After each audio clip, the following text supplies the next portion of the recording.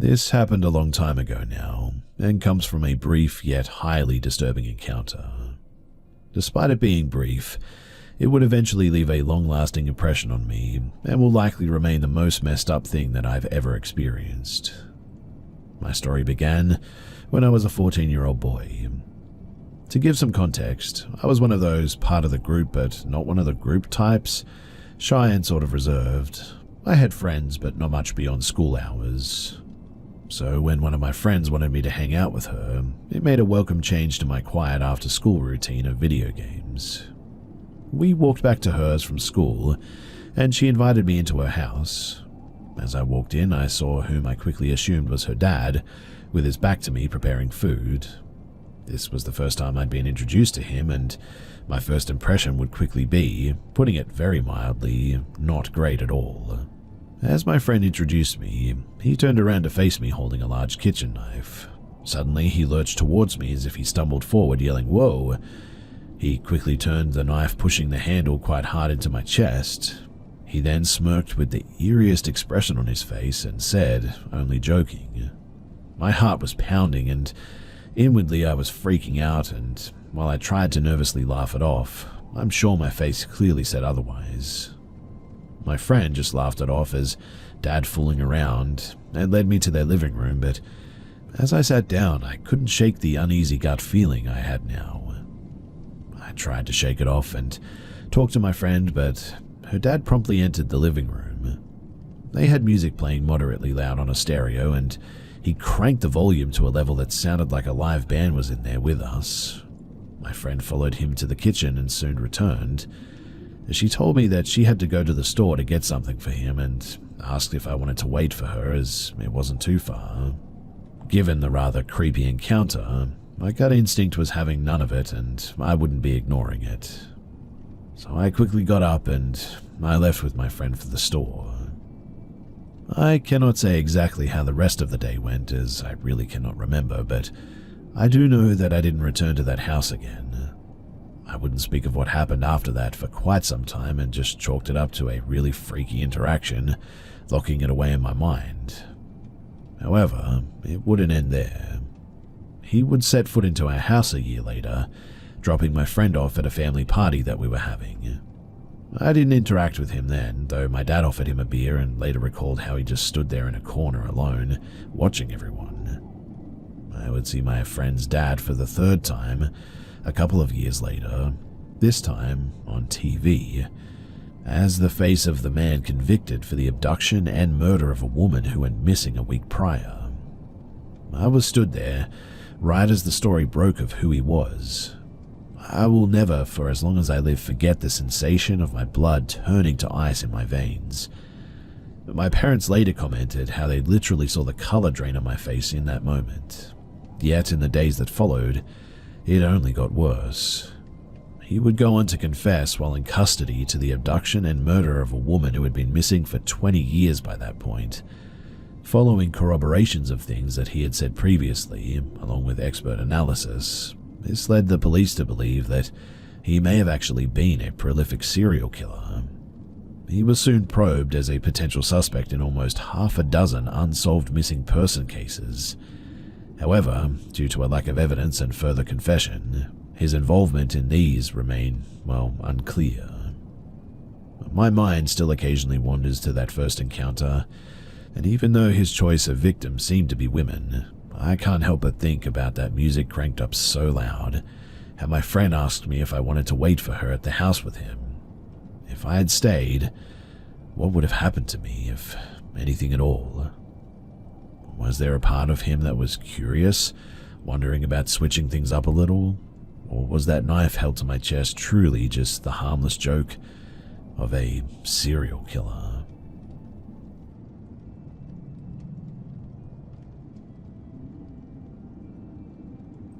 Myself and my new girlfriend, now wife, met our freshman year in college. We've now been together 11 years and started dating in 2013. Well, both of us still to this day refuse to talk about this, but I feel someone here may be able to explain it. During our sophomore year in New York, my great aunt from North Carolina passed away just before summer. So that summer, we planned to both go down to North Carolina and stay in the house to clean it up and prepare to sell to save my grandmother the hassle. Things were relatively normal for the first month.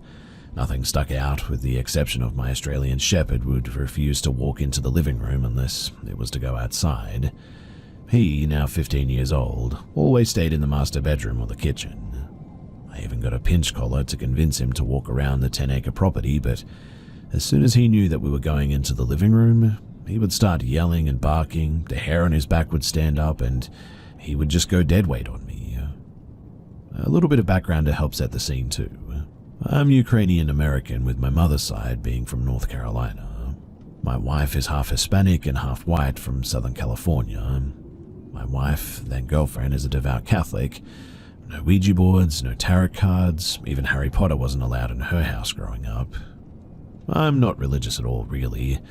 I was raised Roman Catholic by my dad's side and Pentecostal on my mum's, but drifted away from it all in my early high school years. My great-aunt's house looked like a Pentecostal museum when we moved in. Year-round nativity sets, angels, crosses on every mantle, a Bible on every end table, you name it. The house was built in 1901, and before my aunt owned it, my great-grandparents lived there. Imagine old brown 3-foot wide by 10-foot long wood siding, tin roof, brown shag carpet, and even some traditional pine hardwood floors in the rest of the house. Anyway, about a month into cleaning and clearing the house, we started getting woken up by my Australian Shepherd growling every night for hours on end. This, over about a week, escalated to pots falling out of cabinets randomly several times a day. I'm an extreme skeptic and swore the house was so old, especially the windows, that a draft must be causing this.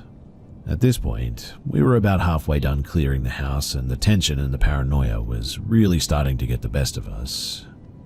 We started getting extremely angry at one another, and started accusing one another of trying to scare the other. It got to the point where I would stay up to watch her sleep as long as I could. And then it happened. We were both in bed around 2 a.m. when my dog shrieked like he was being beaten. We both shot up to see my dog on the bed barking at the door to our room into pitch black darkness. I told my wife to stay with him, and I got up to take a look around. Everything was normal. The doors were locked, windows shut. Nothing abnormal except for one thing. All the 6 little porcelain nativity scenes in the living room and the 4 in the kitchen had all been turned to where every individual character was facing our bedroom door. The one thing that was worse, however, was baby Jesus was missing from every set. I absolutely lost it, accusing my wife of trying to freak me out, which caused her to freak out. And the whole time that we're fighting, my dog is silent, staring into the living room from the bedroom. So I had a bright idea. I just knew my wife was messing with me. So I borrowed 2 trail cameras from my hunting cousin and had a tape recorder from my classes. Without telling my wife, the following day, I planted the tape recorder somewhere that she couldn't see and put a trail camera outside facing the front door and one in the living room behind the recliner facing our bedroom door. Nothing happened for a few days, and we were set to leave on the upcoming Friday to move into our new apartment back in New York. And this was the worst week of my life that I'll never forget in a million years. Monday night, I wake up at 2 a.m. again to find my dog crying under our bed, no other activity.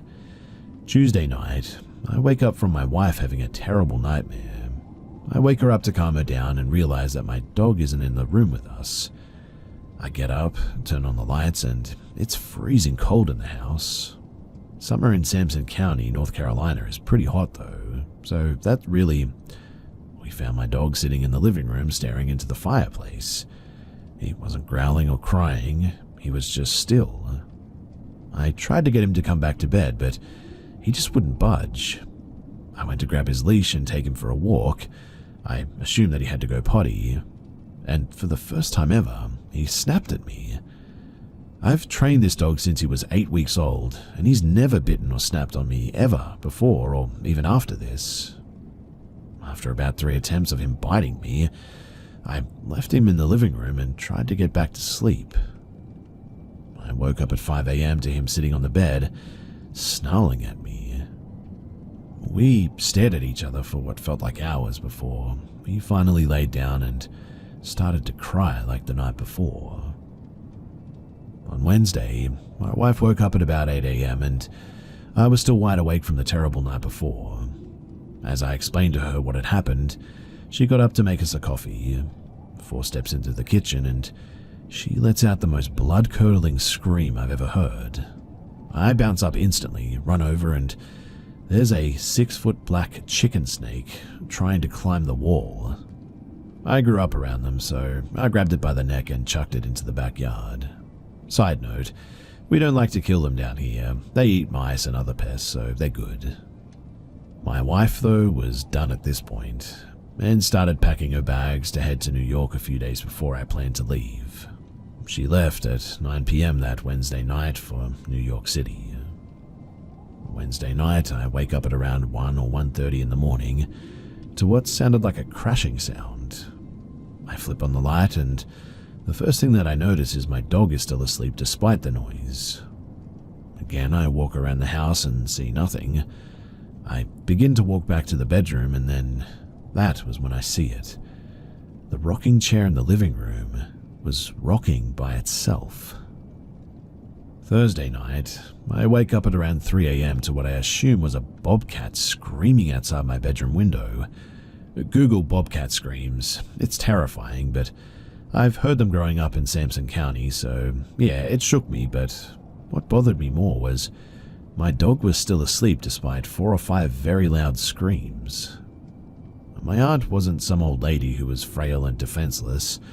I knew that there was a double-barreled 12-gauge in the closet, so I picked it up and checked if it was loaded. It was. Walked out the front door, and I fired a single shot into the ground to scare off the bobcat. But within seconds, the screams intensified and sounded like they were coming from all directions of the blackness.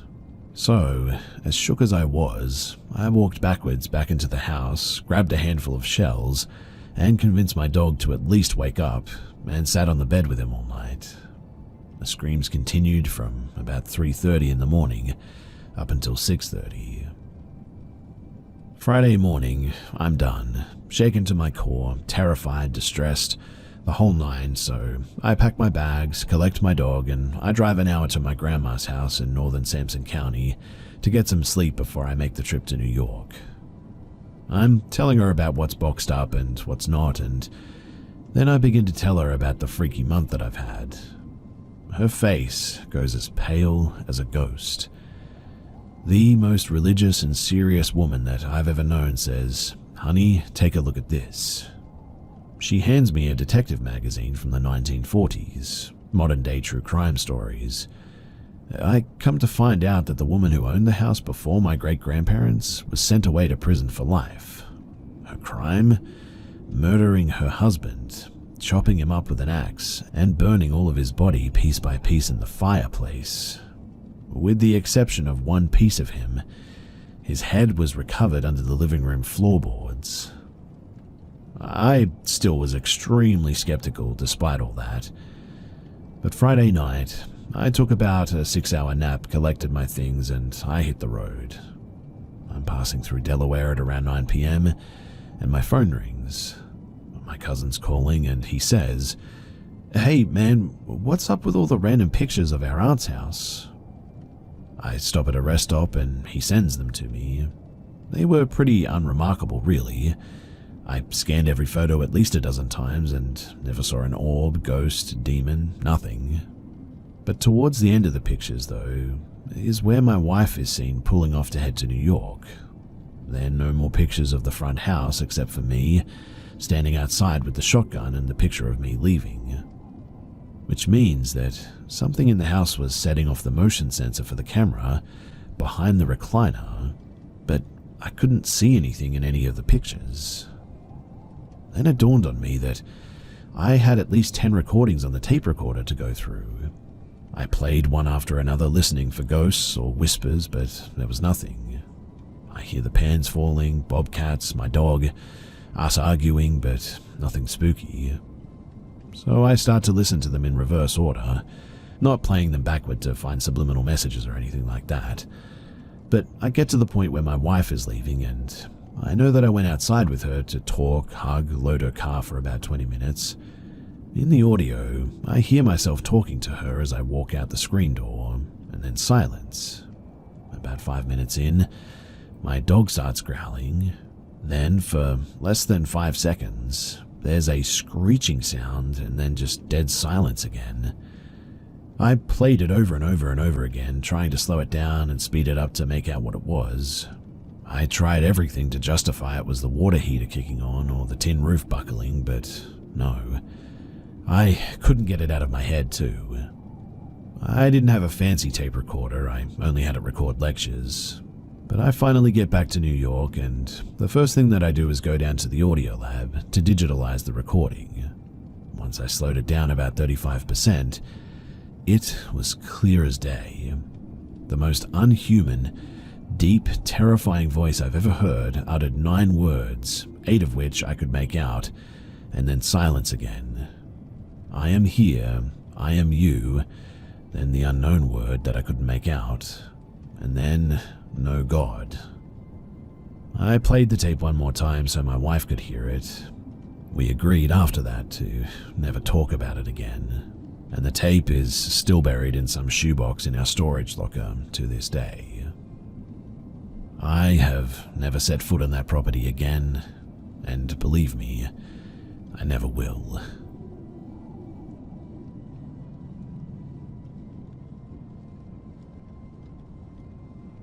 When I was 4 years old, I had cancer. When I was 5, the Make-A-Wish Foundation built me a cubby house next to our shed. I would go down there nearly every day and play. And one day, however, I noticed what looked like a man standing in the trees behind the shed. Naturally, I stayed away from it. When I had friends over, my friend, who was 2 at the time, would scream and cry about not going near the trees, and everyone made fun of her. Whatever it was, it would never appear when adults were around though, sometimes vanishing when we tried to point it out to our older siblings and parents. One day though, I decided to check out the area on my own without supervision, and I came across the man, except he had 4 arms, a green coat, and a jester's cap on. He had red eyes and pasty skin with red polka dots. He looked at me and sighed a big sigh as if he had found me after looking for me for so long. I noticed he started inching closer, and that was when I decided to run away. I eventually told my grandparents, who thought that I had watched the movie Clowns. My friend then says that she saw a jester under the trees, wearing red and white and having a pin on its chest. Apparently it used to reach out to her and watch her through her window at night. But does this sound familiar to anyone? Has anyone come across something like this? I came across something online called a Caraveldi, whose profile picture and description match nearly identically to this. If you know anything, then please do share your thoughts.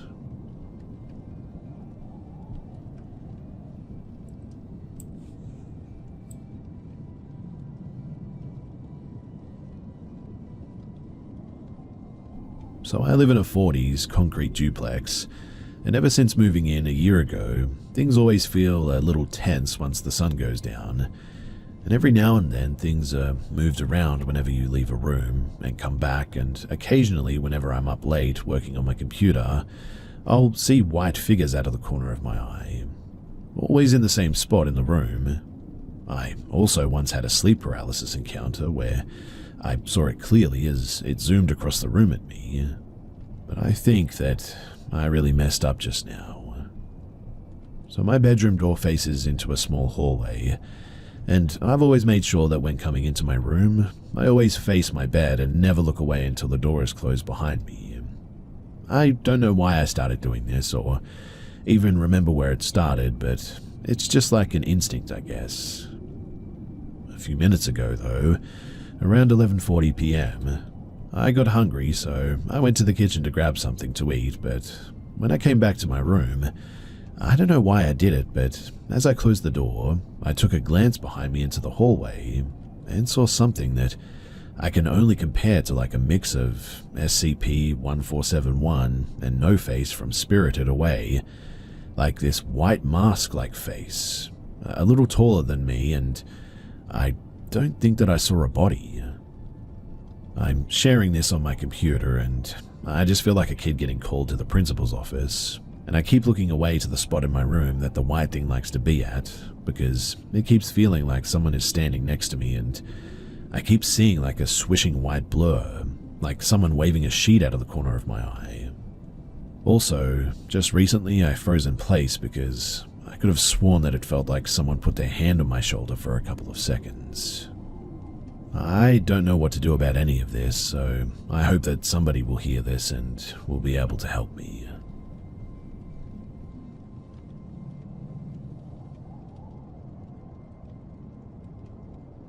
I'm not exactly sure how to start this off, but this is going to be a collection of paranormal experiences that I've had through the 31 years of my life, from early years like 1993 up to about February of 2024. Some of the timelines might be a bit fuzzy, but the events are true. I'll start with childhood and lead up to the present day. So I grew up in a house with both parents and a sister in a fairly new single-story house with absolutely no paranormal history. My sister is just shy of 2 years younger than me. At birth, my sister and I had been baptized and grown up in a Catholic family. Our parents weren't very churchy people, I guess, but our grandparents were the old-school heavy Catholic type. My parents would recall stories to us when we were very little, such as my room was the coldest in the house no matter what. This could be caused from how the ventilation was built for the house, so that wasn't anything too wild. Other things they said were hearing loud bangs on the other side of the house when they're home, pantry doors and silverware drawers being opened when they would come home, and having the washer and dryer start up on their own. They don't remember any of this happening prior to me, the firstborn, being born. As far as I'm aware, they never sold my soul to any demons or anything, because we sure never had much luck or money. But as far as this activity goes, I don't really remember any of this taking place, and I feel like if I did, I wouldn't understand the magnitude of it all anyway. One instance, though, I do recall is being around 7-ish years old and being at a close friend's house. We were sitting on the floor of his bedroom playing Yu-Gi-Oh!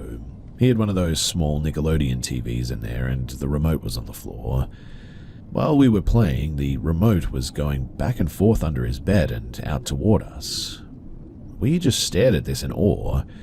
Not realizing this was insane, we just went on about our lives as if nothing happened. Moving into later childhood and teen years, that was when things really picked up. Now, my sister had started to tell my mum and I that she was seeing shadows and felt uncomfortable. My mum also told us that she was seeing shadows and it was intermittent when things would occur. I had personally never seen what they were talking about and was thankful for that. All I recalled during that time was hearing footsteps outside of my room. We had since moved into a trailer due to some tragic life issues, and my mum would tell us that it was some animal under the floor causing the noises. I put full faith into that thought at the time, but looking back, there is just no way. The footsteps as well would be a constant until I moved out. I was in this home from 5 years old till about 22. Growing up, I would always stay the night at friends' houses for Halo LAN parties and try to recreate the food that we saw in epic mealtime. One of my friends had some paranormal things going on over there, and I cannot specifically tie these events to what I dealt with, but I just think it was a wild coincidence. So he had told us that he believed that a little girl was haunting his house, and had dealt with various things like noises and sightings. One specific night, I remember laying on the floor going to bed after another solid gaming sesh, and I could hear this Faith carousel music. I put up with it for a few minutes and finally said, "Hey, could you shut off the volume on your DS? We can't sleep." Turns out, he was out cold, and that wasn't him. After I woke him up, we just sat there and stared at each other. He told me that he had toys in the attic and that he thought the little girl was playing with them. So, like most level-headed teenage boys, we decided to ghost hunt. At the time, the show on Sci-Fi, Ghost Hunters with the Taps team, was huge. We had this old-school recording device, and we would walk around the house asking questions, waiting for a response. We finally got the courage to crawl into the attic where the noises had been coming from, and began to have a classic EVP session. It was pitch black outside of the small little flashlight that we brought, and there were about 5 of us seated on the beams asking whatever came to our minds.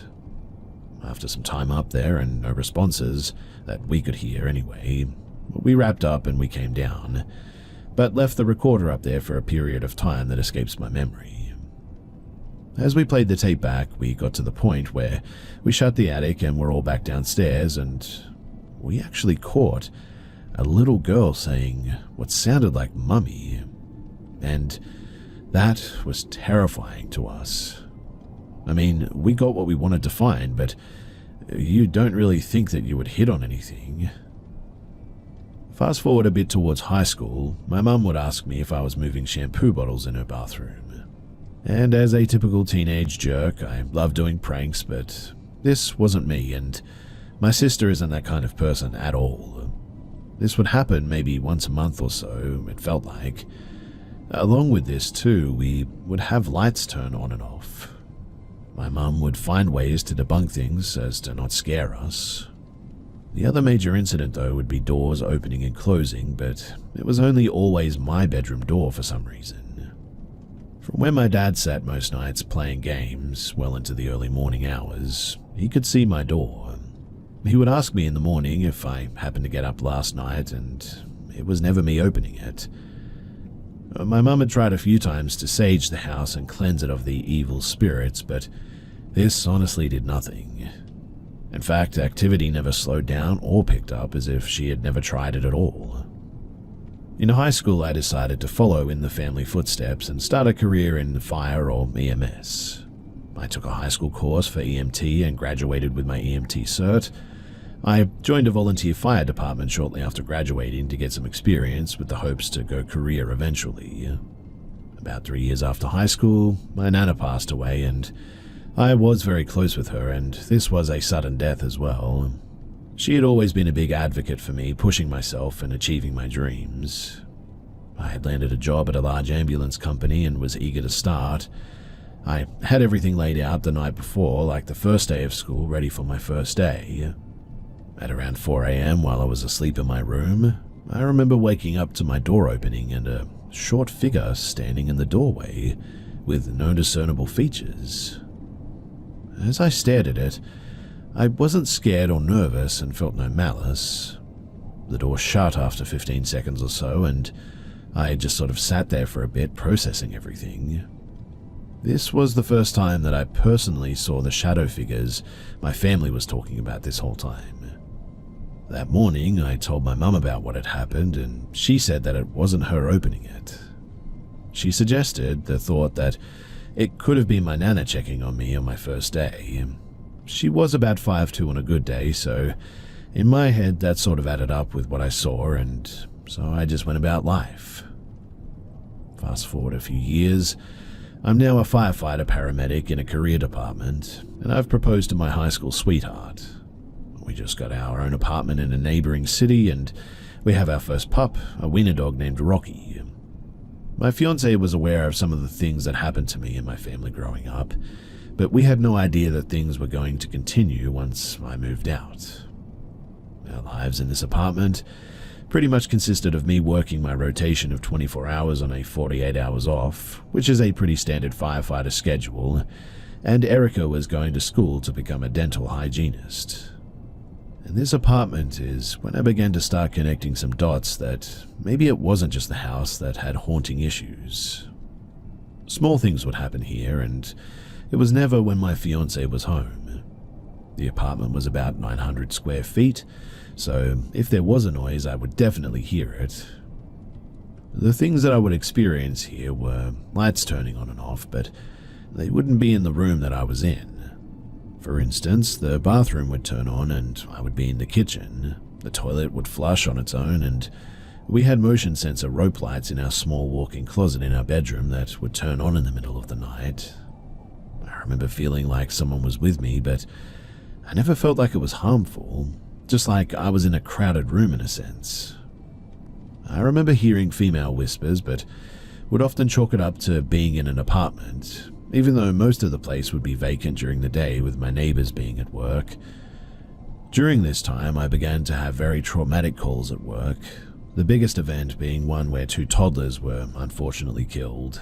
This caused my mental health to decline, and there was a strong correlation with this and the activity that seemed to surround me. I began to go through therapy to help with coping through the work issues too. Outside of these small events, nothing drastic happened in the short time that we were at this apartment. We had set our sights on purchasing a home and starting a family. By this time, Erica had graduated and began working in her desired field, and I was as well. We had gone home shopping and found the perfect house for us in a neighboring city that was close to our jobs, family, and friends. Picking up from the apartment, we had moved into the new house and everything was perfect. We had finally made it. 2 kids from the trailer park with successful lives and a beautiful home.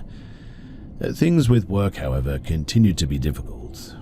I would go on several calls that involved horrible stuff, and working in healthcare during COVID was one of the most miserable and draining things I've ever done. My mental health was at an all-time low, and I was going to therapy on a weekly basis at this point. Through all of this, I never experienced anything at work, even though I spent so much time there. I feel like this was a catalyst for events that followed, though. Once I was at my lowest was when things escalated to new heights. One of the earliest signs something was still going on involved an artsy bathroom sign and a wall-mounted toilet paper holder. You see, my wife had this sign positioned right over this holder, and in theory, a normal household shouldn't have any issues. We heard a loud bang one day, though, and went to that small bathroom and saw the sign on the floor. Thinking this was odd since, no door was closed, no wind was coming through, we put it back up and we shut the door. About 2 minutes later, it fell again and landed directly on the holder. Then it hit me. This thing is still here, and it was still messing with me. This proceeded to happen over and over again in the next several weeks at completely random times, and each time striking the holder. It happened so much that it finally knocked the holder off the wall, and once it was removed, that sign hasn't moved in years since then. Things began to happen more in the open and during the day, too. The first instance that was in front of my wife was in our side living room area, and my wife was cleaning the floors. We had a sort of power surge in the kitchen, and her jacket flew off the back of the chair in the dining room, which is next to the kitchen. The table was directly between my wife and I, and we both saw this. Walking into the kitchen, and all the appliances had their times reset like a power surge, but nothing else in the house had any issues. This happened at around 10 a.m. She was obviously very freaked out at this point, and it was then when I couldn't really continue to hide it. I had found various reasons to play things off and cover for excuses, but this was unexplainable. At this point, I was still in monthly therapy sessions to deal with work-related issues. Mental health had improved quite a bit, but things seemed to come in waves, as if it was building up strength and feeding on my weaknesses or something. Looking back, it felt like it would build up over several months and get progressively more constant and severe, then sort of dissipate for random amount of times. It would ramp up with events like 1 to 3 times a month, and then once a week, then a few times a week, to daily even. It would usually build up in severity and then just back to nothing. I would be downstairs in our 2-story home gaming late at night and have lights turn on where I can see them. I would begin to jokingly talk into the open and say things like, "If you're going to turn the lights on, you can pay some of the bills, trying to make light of what was happening. My wife had asked questions on the history of it, and I explained since I was a young child I had issues. She began to ask if we could look into getting rid of this thing. I always told her, unless it's causing harm, I'm not messing with it.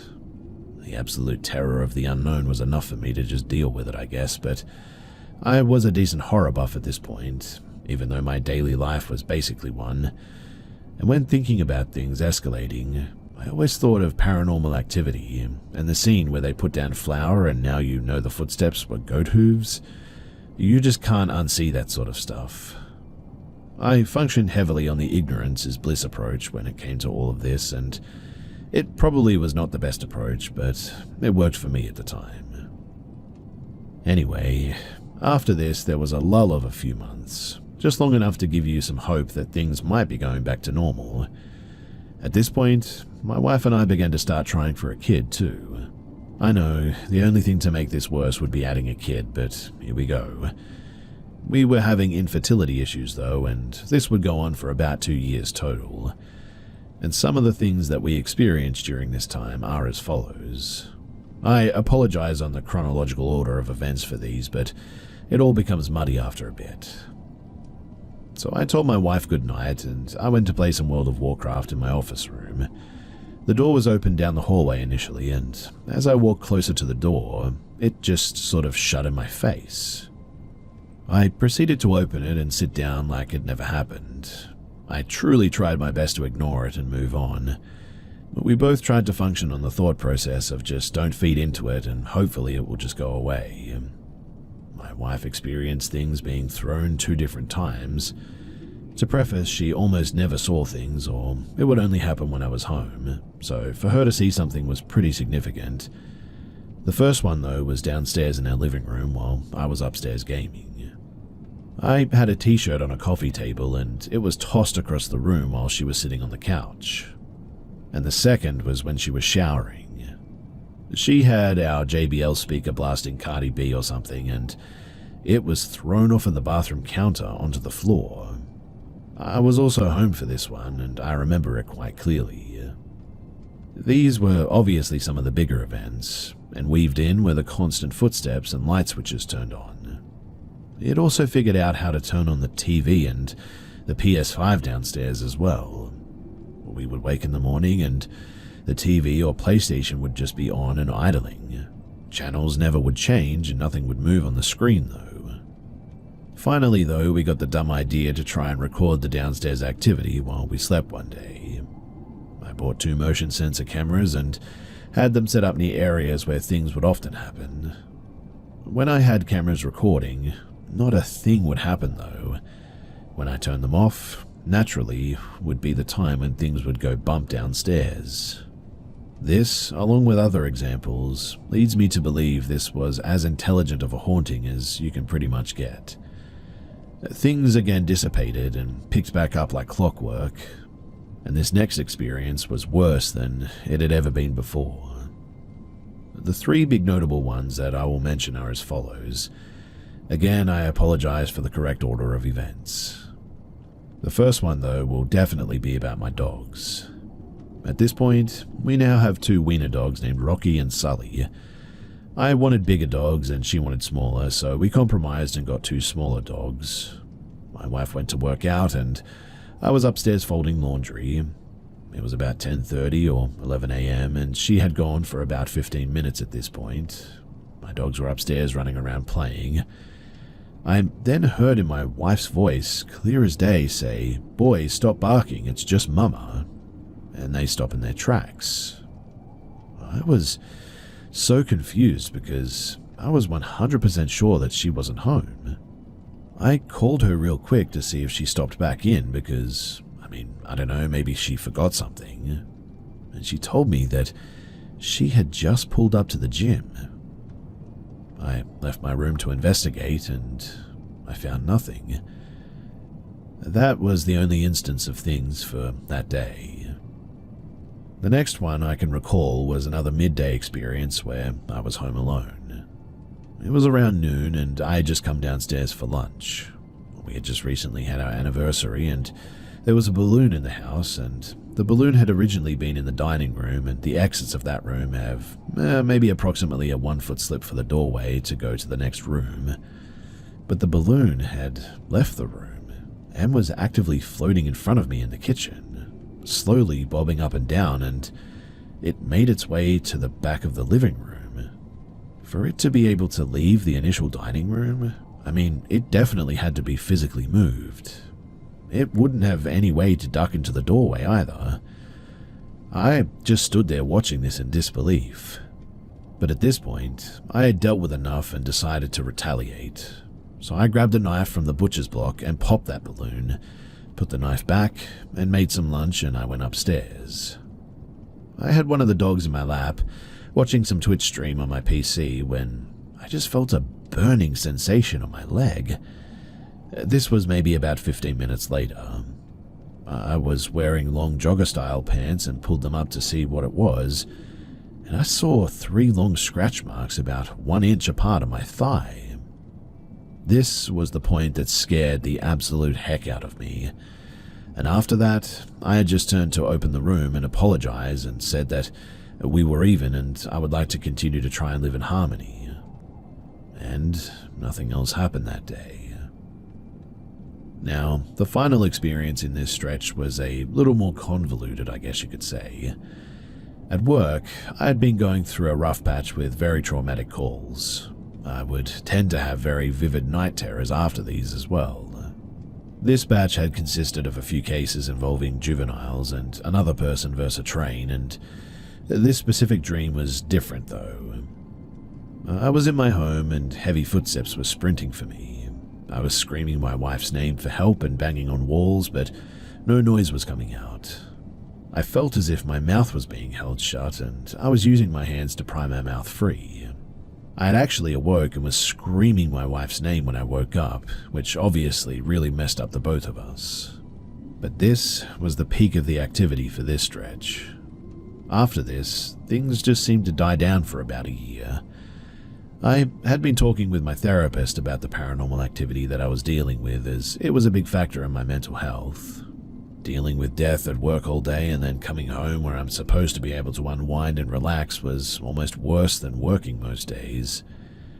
We had discussed the possibility of what this could be and came up with a poltergeist style of haunting which definitely fit the description from what I could find. It basically is described as a malignant haunting that can interact with objects and feeds off of bad energy, which added up with all the depression that I had been going through with work and the infertility issues that we had, up to experiencing a miscarriage as well. At this point, we were able to have a happy, healthy baby girl in December of 2022. I don't really recall much going on at this point. I would say about 6 months into her being around was when things started to pick back up again, slowly as it had. Lights going on and off, footsteps, door handles jiggling to rooms that we're in, the go-tos of the haunting, I guess you could say. We had lightly discussed the issues of having our daughter to be in the same environment as this thing. Ever since the balloon incident, nothing violent or malicious had occurred, but I always had an uneasy feeling and just never felt alone. Around her first birthday, things began to pick up though, and we're back to a daily occurrence. I had tried to keep most of these to myself as to not spook my wife. I figured that if it was just me dealing with it, then I can just bear the burden and move on to keep the peace of everything in the household. For the first time in the history of this though, I was at work on my 24th and she was hearing things while I was away. She was putting our daughter down for bed and was hearing footsteps outside of her room and could see a shadow walking past the doorway.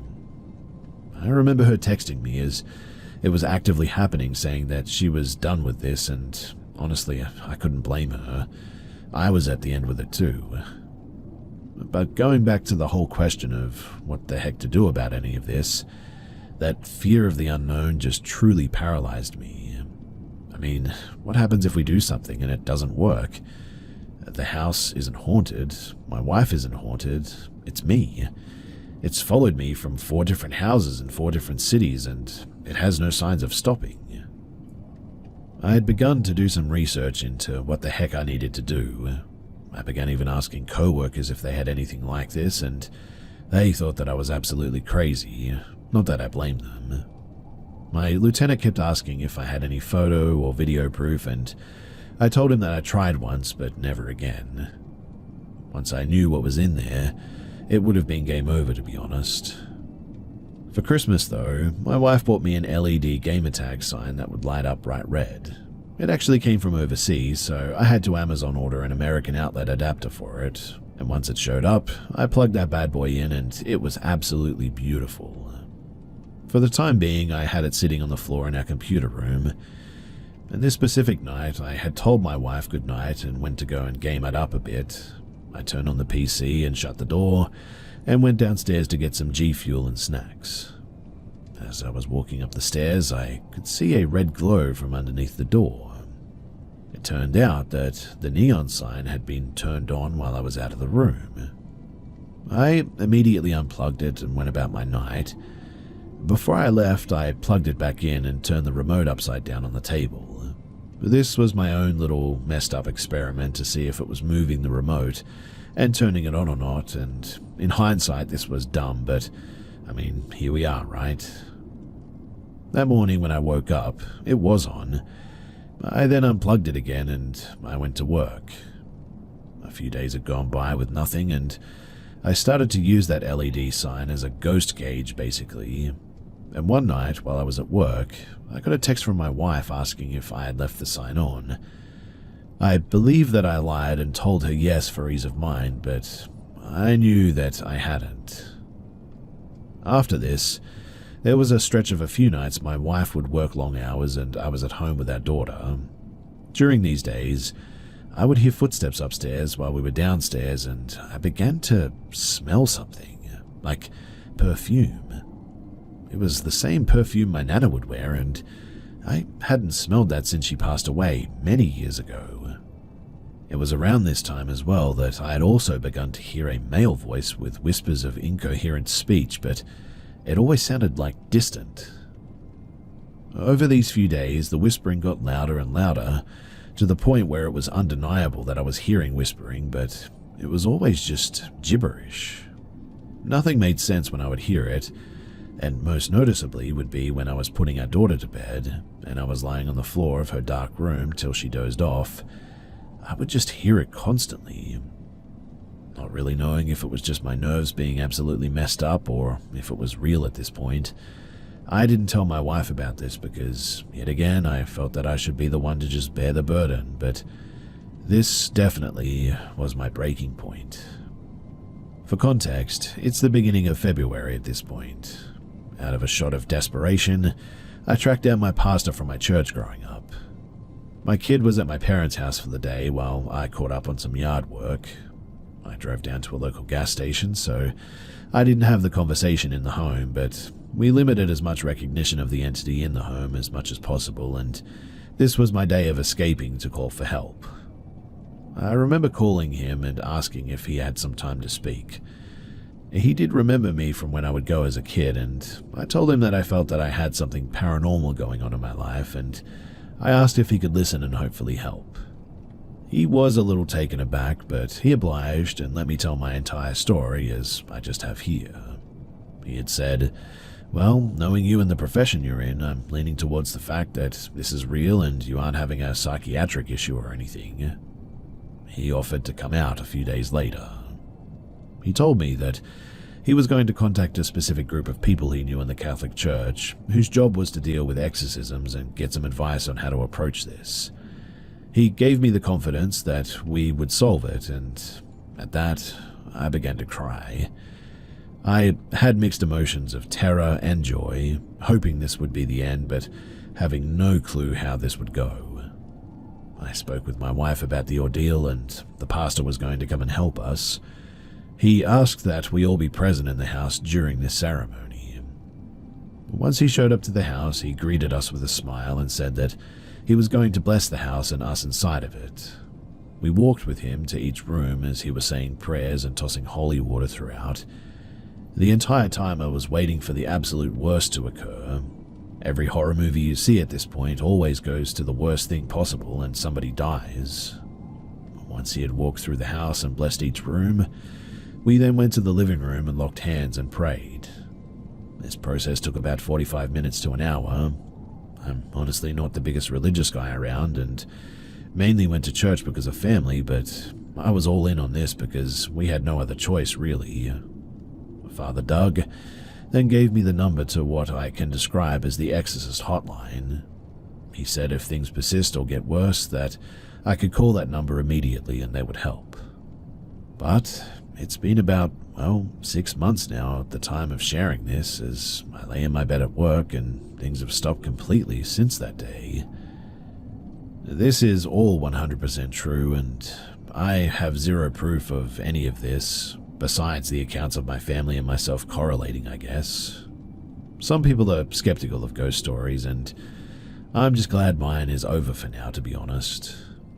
I was inspired to share this and put it down here and have this chapter of my life logged somewhere, so thanks for listening and thanks for the opportunity to share all of this.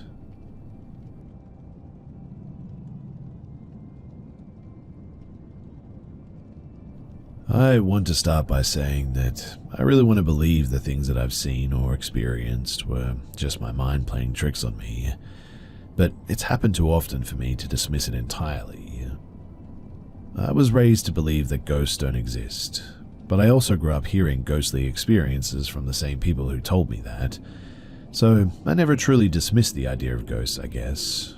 I just feel like we all share a space, and as long as we don't bother each other, it's fine. That said, I want to share the first, very visible paranormal encounter that I had. It was March 2015, and I had just finished my finals that day. After returning from school, I took a nap, felt refreshed, and around 7 p.m. there was a power cut. Power cuts are fairly common where I live, so I decided to pass the time by walking along the pathway leading to our garage, which was between our house and our garden. It was dark, but the moonlight provided enough visibility for me to see. I could see the road outside of our property clearly, but where I was standing wasn't visible to anybody passing by. Like a typical teenager, I stood there listening to music, just doing random things, and after a while I was standing in front of the garage facing the road when I suddenly felt someone behind me. Before I could turn around, I sensed that this person was bending down towards my right side, and I could see a face behind my right elbow. I turned my head to look, and it was, me. I was staring at myself, but the other me had this huge grin that I'll never forget. Honestly, I've tried to mimic it in front of mirrors, but I physically can't actually do it. I instantly ran, or more like speed walked, back into the house, unable to explain what I had just seen. It was just me and my mother at home at the time, and it wasn't even past 8 p.m. When I told her what happened, she joked that it might have been one of the guys who got murdered on our property in the 1940s. Apparently, our property used to be a well-known garden open to the public, and according to one of my grandfather's friends, 3 murders had taken place in one day there, after which people stopped visiting the garden as much. After this incident, there were other small occurrences that I ignored. At one point, I stayed in the house alone for as long as 5 months, and even during those months, I would experience things randomly. I felt taps on my shoulder, heard clapping, and once I heard what sounded like whispers outside of our living room window. That particular incident actually made me stay awake in the living room until dawn, fearing that we were about to be robbed. That's because I'm more scared of humans than ghostly beings, but these tiny occurrences didn't really bother any of my family members. But then, something happened in early 2023. My grandmother, who has dementia, had moved in with us. We always had someone attending to her so she wouldn't wander off, which she had tried to do multiple times. Grandma had her own sofa in the living room, and she would only ever sit there. This sofa was visible from the dining room, which was connected to my room, so whenever I left my room, I would see her sitting on a sofa. One evening, I decided to take a nap in my room while my mum sat with my grandma. It was just the 3 of us at home at the time. It was around 4 p.m, everything was fairly bright, but we still had our living room lights on, and instead of taking a nap, I was just sort of scrolling through my phone with my headphones on when my mum suddenly came running into my room. She frantically said something that I couldn't hear over my loud headphones.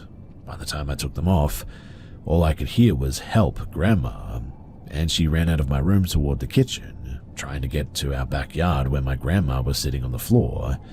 For some reason, she would always sit on the floor, and she was heavy enough that only my dad or I could lift her up.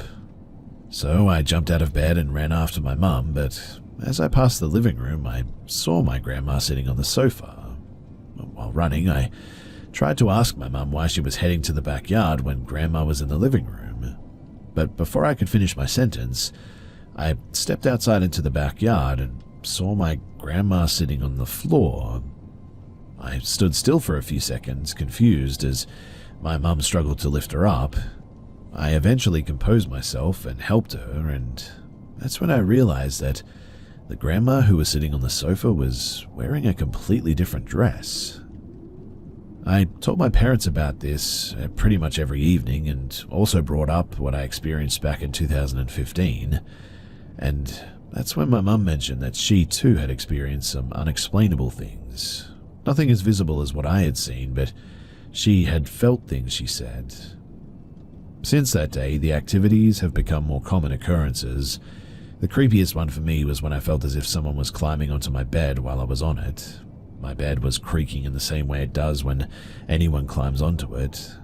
I thought that it could be my breathing, so I held my breath for a good 20 seconds and stayed completely still, but the bed was still creaking. I freaked out at that, jumped out of bed and turned on the lights, but as usual, there was nothing there. When I got back into the bed, the creaking stopped. My parents are usually very dismissive of the idea of ghosts, but even they have sensed things that they can't explain. All we know is that whatever or whoever this might be isn't harmful, I guess. Still, I would like to believe that my mind is just making things up.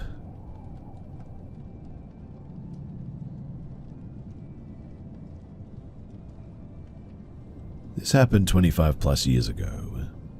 Me and friends, out at a park and boat dock on the Ohio River between Cincinnati and Louisville, probably 25 miles from there, we're on a dock that goes probably 30 foot out into the river with a 10 by 10 platform at the end.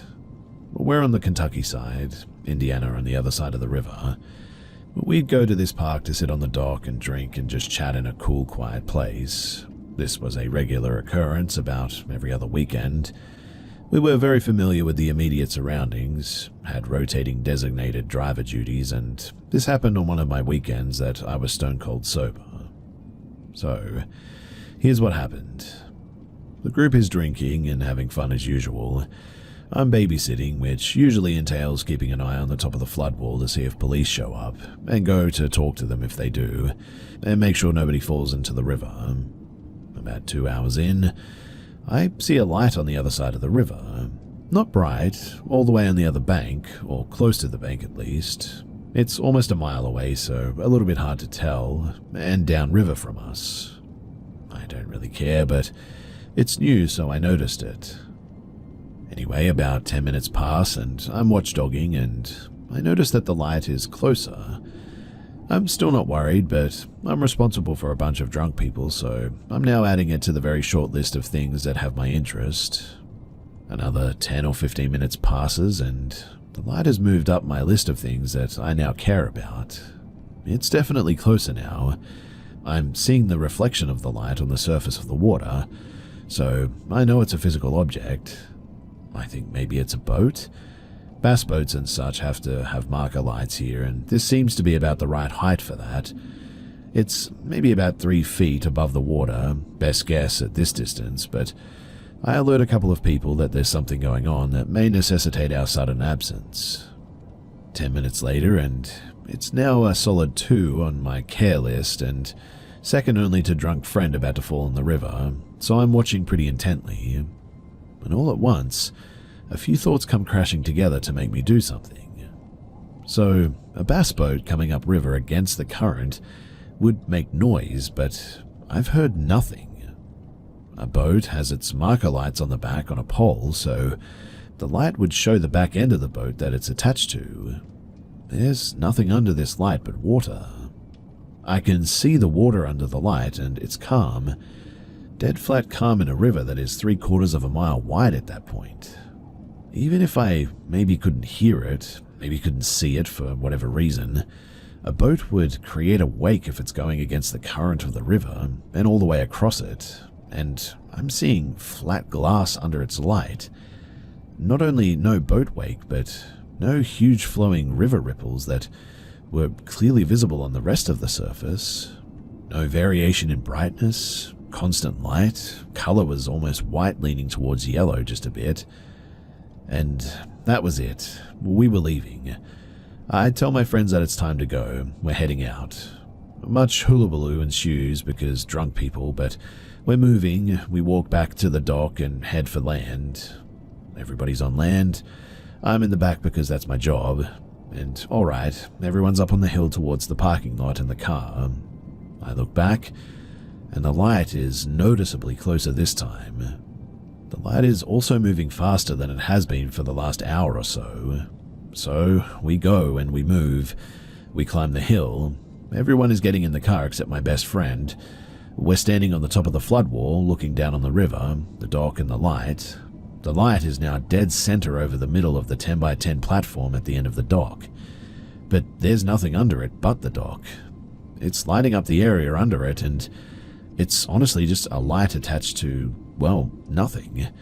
It's just a light, approximately the size of a light bulb, I guess, probably a bit smaller, lighting up the place that we were just sitting.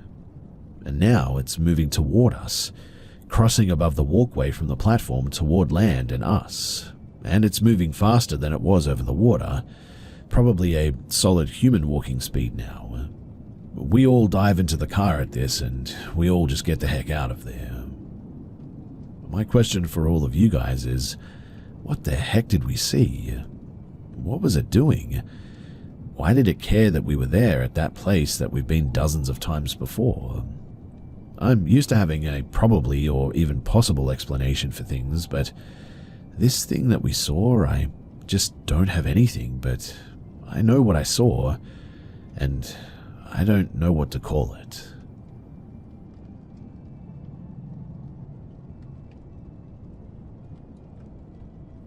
Several years ago, I had a very quick trip to Denver planned, 23 hours total, to visit a friend before they moved away. I was young, broke, and working a pretty terrible entry-level job, so it was the best that I could do with my one day off. I went straight from work to the airport and got into DIA around 11 p.m. I was bunking on the couch of an old college friend, and they lived 30 to 40 minutes from the airport. Fortunately, the light rail recently had been extended out to the airport, and my friend actually lived near the light rail line. I had taken the light rail often when living in Denver myself, but was not familiar with the newer additions. I barely made it to the train before it set off, grateful to not have to wait around for another half hour at that time of night. It was nearing midnight as the train pulled into a brightly lit Union station. I looked around for my connection, but it was nowhere to be found, not realizing that the connecting line was not there. Fortunately, I was able to flag down security, and they pointed me in the right direction. A few blocks away, there was another brightly lit station, separated by roughly 200 yards. Unlike the stations, there were hardly any lights, just some lights spilling in from either side where the train platform stood. I was only traveling with a backpack, so I was able to move pretty quickly, moving out of Union Station and towards the other platform, hoping that I was going to make my next train. As I got further away from the station, and my eyes adjusted to the darkness, I noticed a large figure standing in the middle of the sidewalk ahead of me. I quickly gauged my surroundings and realized that there were no other paths unless I walked in the road. I decided to keep on the path and do my best to come across with a "I see you and I'm not scared" attitude. As I drew closer, I could make out a tall, muscular man, probably in his 20s or 30s, I would guess, and as I got closer, I made eye contact to let him know that I recognized his presence, and he was already staring right at me, mumbling to himself. As I passed by him, I could hear what he was mumbling. He was not speaking to me, but instead he was speaking about me, and as I walked past him, he then began to follow me. I began to walk fast, and he began to walk faster. All the while, he was saying things like, "Oh, look at that body, she's so fine, I want to feel that body," along with other sexual and crude comments about me, all being muttered to himself. The second station was still another 100 yards or so away, and there was nowhere that I could go in between. I pulled out my cell phone and rang my dad, desperate for him to answer. The call went to voicemail, but I pretended that he picked up. As soon as I began talking, though, the man spoke to me for the first time and said, "Oh girl, I didn't mean you no harm," and the footsteps faded back.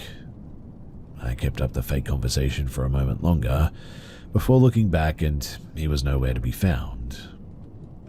Like I mentioned previously, I had looked around for places that I could escape and could not find any.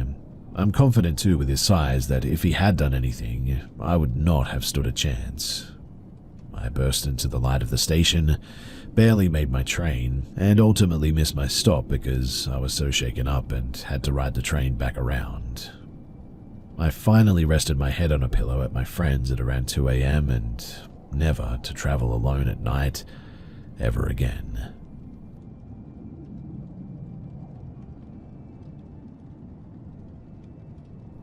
I recently heard a story here that brought back old memories of my dad's crazy ex-girlfriend. This took place when I was around 8 or 9 years old, so I guess it would have been the year of like 1997.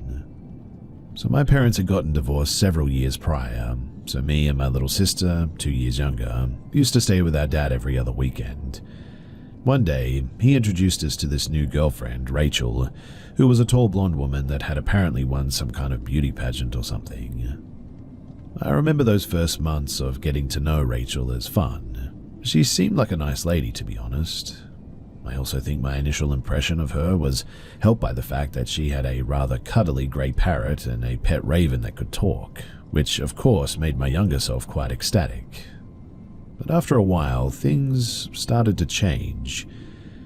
I began to notice that she could be a bit odd at times, saying weird things or acting a bit strangely. We started seeing her less frequently when staying with our dad, and then one day he told us that they'd broke up and that we wouldn't be seeing her anymore. He also told us that we shouldn't talk to her or go home with her if she showed up at school. Not long after that, Rachel really started harassing my dad. She would randomly turn up at places we went to visit during weekends, trying to talk with us. She called him non-stop on the phone when we were at home, crying, making threats. It usually didn't stop until he pulled the plug even. Years later, I found out that she had even threatened to kill me and my sister on several occasions, and that Dad got a restraining order in the end. Rachel also keyed my dad's car, broke into his company to trash it, and stole a lot of money that he never got back. She even started writing threatening letters to my mum. My parents have always been good friends ever since the divorce, and it all culminated with a letter from the authorities. A letter accusing my dad of, well, lots of horrible things done to children. I still vividly remember how Mum sat us down in our room, holding the letter, a deep look of concern on her face, asking if Dad had ever done anything inappropriate to us, which of course he never had. It later turned out, though, that it was Rachel who had falsely accused him of everything in that letter, in an attempt to prevent him from seeing us. I remember feeling really angry about this, and upset that she had gone to such lengths. The last memory, though, I have of Rachel was a few weeks before Christmas. We were staying at my dad's place over the weekend. It was a 2-story apartment complex with a large window spanning an entire wall, floor to ceiling, in the living room where we had just sat down to watch TV.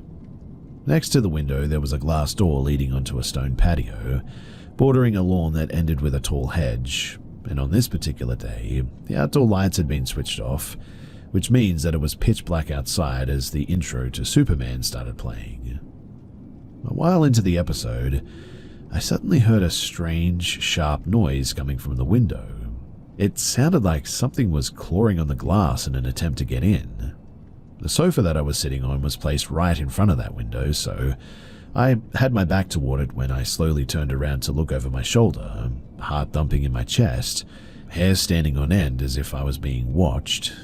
But all that came into view was a pitch-black darkness lurking behind my own reflection.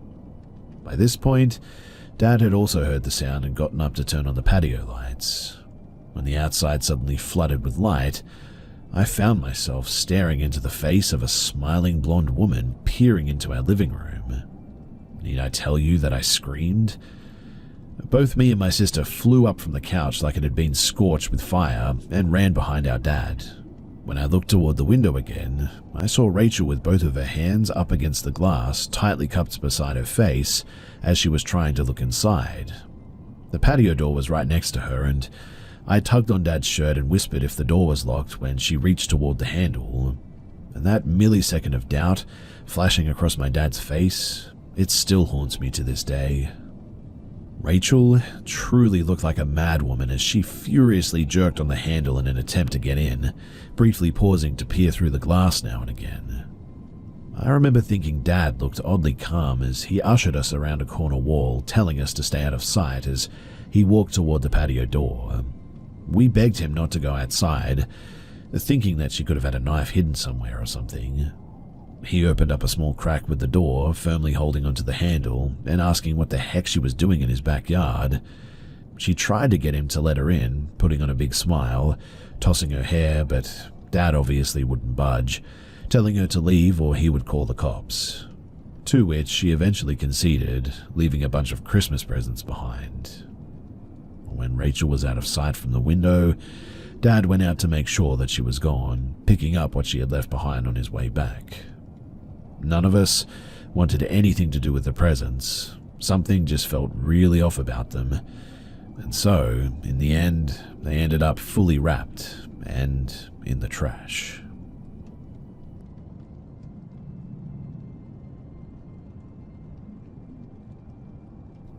This took place back in 2019 when I was 11. My grandparents live in a large Victorian-styled home on the outskirts of Portland, Oregon. The building was made in the late 1800s, so it has that classic old building look to it. Me and my family go down there occasionally from our home up near Bellingham, Washington, and in early September of that year, my family decided that they wanted to pay my grandparents a visit. I was excited to see my grandparents, but not so much to go to the house. Up until that point, nothing out of the ordinary had happened in that house. The only thing it did was creep me out, especially if I was alone. The first day that we were there, though, nothing really out of the ordinary happened. My grandparents and I did our annual game of Clue, a murder mystery board game. We enjoyed dinner, and that was basically about it. Little did I know, though, that when I went to sleep that night, that tomorrow would be anything but ordinary. When I got up the next day, I was excited because I was a die-hard Seahawks fan, and today was going to be their first game of the season. Outside it was warm and muggy, so in my room, which was one of the 2 rooms on the 3rd floor, I had the window open with the fan on to let all the hot air out. Later that day, my dad came up to my room and said that he and everyone else was going to go on a walk. I acknowledged him by nodding, glued to the Seahawks game that was on my tablet screen. He then left and shut the door behind him. And what happens next still terrifies me to this day. About 10 minutes later, I heard what I thought to be my mum yelling from downstairs, somewhat annoyed. I stood up and turned the fan off next to the window, so as to listen if my mum was actually calling me, or if my mind was playing tricks on me. Then I heard it again. My mum was definitely calling my name. I opened the door, frustrated that I was missing part of the game, and yelled an annoyed, "Yeah?" When there was no response, I yelled down from the 3rd floor stairs again, "Yeah?" Then my mum called back and said something like, "Want to show you this," or something like that. I couldn't really make out what she was saying. Annoyed, but not wanting to ignore my mum, I hurried down the stairs onto the 2nd floor. "Where are you?" I called, genuinely not knowing where she was. "Here," she said. It sounded like it was coming from the 1st floor, but something was off. Her voice sounded very muffled and weird. I played it off as just me being paranoid, so I walked down to the 1st floor, now getting a little bit scared. "Mum?" I said. No reply. I searched almost every room and no one was there. That only left one room, the basement. Now, there was no way in heck I was going down there though, so I started heading back towards the stairs when, all of a sudden, the basement door swung open. I yelled, spinning around, but nobody was there.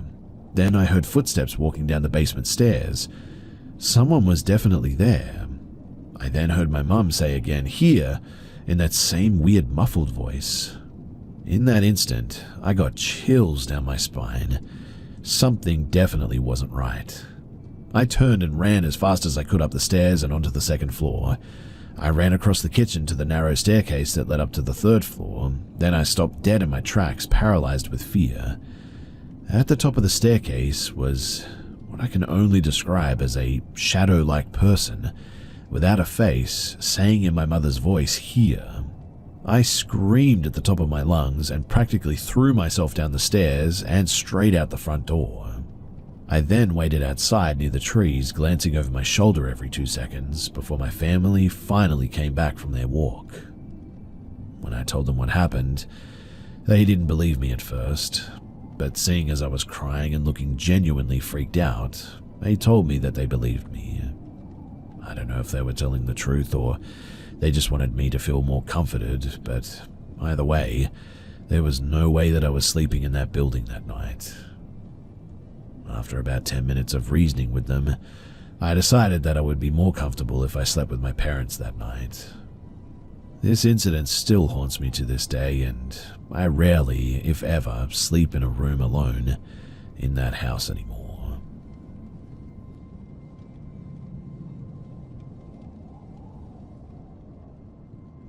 On a quiet winter evening about a year ago, I witnessed something that I can only describe as out of this world. While out on a walk by the 14 Locks Canal Centre in South Wales, UK with my partner, we were walking down the main canal path going down the hill, and about 2/3 of the way down, the canal sort of locks, and we decided that we were going to go back because it was dark and pretty miserable. And I suggested to my partner to cut in through the woods because, why not, right? We drove there for a walk after all. There's a small footbridge and a path which connects you to the main dirt path leading back into the car park from there. And when we were in the wooded area, my partner was complaining that she couldn't see because it was pitch black and was genuinely eerily dark. At this point, we were using the phone torches, and I suggested turning the phone lights off to see better because it was that dark that the phone lights just sort of made it worse. So we did, and it did help a little bit. And as we carried on walking towards the main dirt path going back to the car park, as we got onto the dirt path, I spotted something white in the corner of my eye that caught my attention, just by a tree on my 4 to 5 o'clock position, about 12 feet behind me. I turned to get a proper look, and when I looked at it, I was so shook by what I saw that I turned my head away almost instantaneously. Part of me didn't want to believe it, but deep down I knew what I saw, and it freaked me out. About 10 steps later, I said to my partner, "Babe, did you see that?" Of which she replied, "Yes, let's get out of here." As she's saying that too, we glanced behind again, and this thing was right behind us now. At this point, we ran. We really got on them 10 toes, and we didn't stop until we reached the car park. It's funny how the way back to the car park is uphill, and a pretty respectable walk on a good day, but we sprinted up that hill like it was flat, out of adrenaline and pure fear, I guess. Now, I know what I saw was real, and I honestly shivered inside when she replied acknowledging that she saw it too.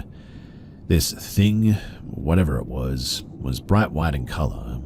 I can only describe it as a skinny-ish figure, but the thing is that there wasn't any obvious legs, arms, or features. It was about 6 to 7 feet tall and had a glow to it, and it hovered about a foot off the ground as well. I can remember this day like it was yesterday.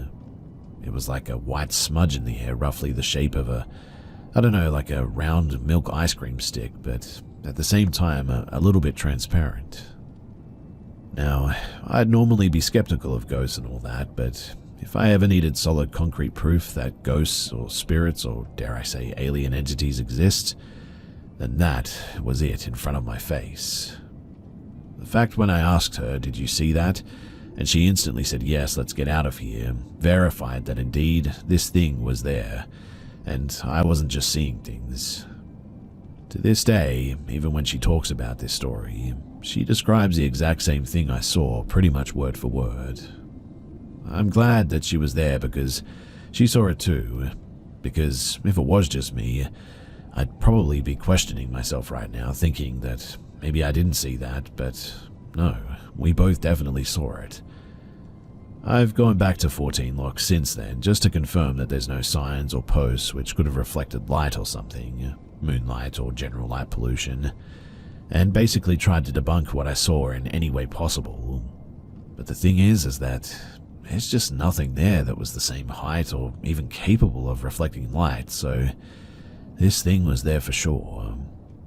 Was this a ghost sighting though? Why did it just randomly show up, as I've been through there many times over many years and never seen anything like that before?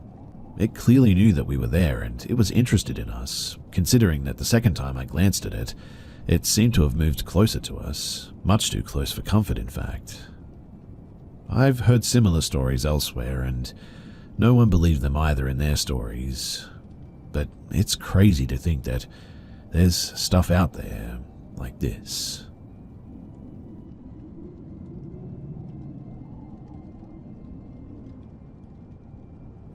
It was 1997. I was 28 and my then boyfriend and I lived in a remote village in Lincolnshire, England. He had a job where he worked from 6 p.m. to 6 a.m. and I was working in a bar, so I would take him to and from work so I could get myself to work with one car that we shared. It's probably worth mentioning too that the car was brand new. It had something crazy like 18 miles on the clock when we got it. I wanted something newer than the car that we had before because I didn't like the idea of being stranded down a dark country lane if the old car decided to just, end itself when I was driving alone. I don't know how many people know Lincolnshire, but most of it is rural with thin winding roads, and the place is so flat that you can see for miles. Now, I used to drive to pick my ex up, and the views in spring when the mornings were getting lighter was and still are absolutely breathtaking. Imagine farmers' fields all around you with basic little roads snaking along the edges. The fields themselves were separated in rows by not quite saplings but trees that would be a couple of years old, still thin and a bit gangly, and at this particular time of year were just starting to show hints of new leaves on their skinny branches. An absolutely beautiful drive in the lighter mornings, mainly because I was usually the only person on the road, so I could also drive as slow as I liked to watch the sun coming up over the horizon. So, I hope I've described the place enough to paint a bit of an image. And here's what happened.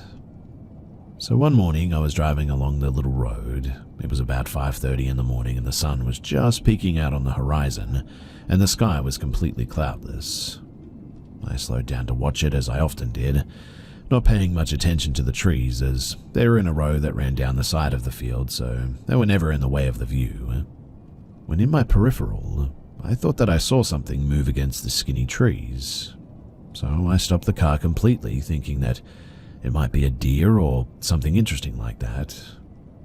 I waited for a few seconds and nothing happened, so I was just about to restart the car when I saw two of the trees walking out of the lineup. I say trees, but I don't have a clue what they actually were. Remember, this is a long time before the internet and the Slender Man and all the tales and superstitions, etc. I was literally frozen to the spot with fear. Two tall things walked out of the line of trees and started walking over to me. I was about 50 to 60 yards away from them, and the only thing that I could describe them as were oversized stick insects. They had 2 long legs and 2 long arms that almost touched the ground, and I'd say the tallest one must have been easily 12 feet tall, the smaller one maybe 10. They walked in a fluid motion, as if they were wading through treacle, almost like long hair would glide through water. It was just slow and very graceful. When my brain finally kicked into flight mode, I started my car and glanced over to see how close they had gotten. All the while I was putting my car into gear and started it moving. The tallest one slowly lifted his arm up, like a silk scarf gliding through light wind, and pointed it at me. And it was then that my car instantly stalled. The dashboard warning lights were all on, all of them lit up, and at the same time I just got the worst pain in my face all of a sudden. Mainly my jaw, but it made me scream out in agony and I almost blacked out. With the pain debilitating me, I knew that I needed to get away, fast. I was so terrified that the car wouldn't start again because all the lights were still on. So I turned the engine entirely off and thankfully it started again, and I drove like a mad woman to get out of sight. All the time my face or jaw was burning, and when I got to my ex's work, he gave me a bottle of water to cool me down, but it didn't do much to help. And for weeks my mouth felt like I had chewed on poison ivy, my jaw feeling like I had an abscess under each molar. I needed to see a dentist, and I knew that, but explaining what had happened would have made me feel stupid, so in the end I put it off. I had 3 amalgam fillings, all of my lower molars, and once the worst of the pain had gone, a couple of months later, weirdly I couldn't put anything metal in my mouth without getting a shock, like licking a battery shock. So I was eating with plastic cutlery all the time, and decided to give in and see if the dentist would change the fillings to ceramic ones. The dentist looked in my mouth and asked what had happened to my teeth. I played it off casually and asked why, because my fillings apparently looked like balls of mercury. So I explained the car ride, etc., and he said that my fillings looked like they had melted and pulled into smooth, rounded metal balls. I can assure you, too, that every word of this is true. I don't mind banter or questions, but please just don't be mean. It's taken a lot for me to tell this story to you all, and I hope you can appreciate that.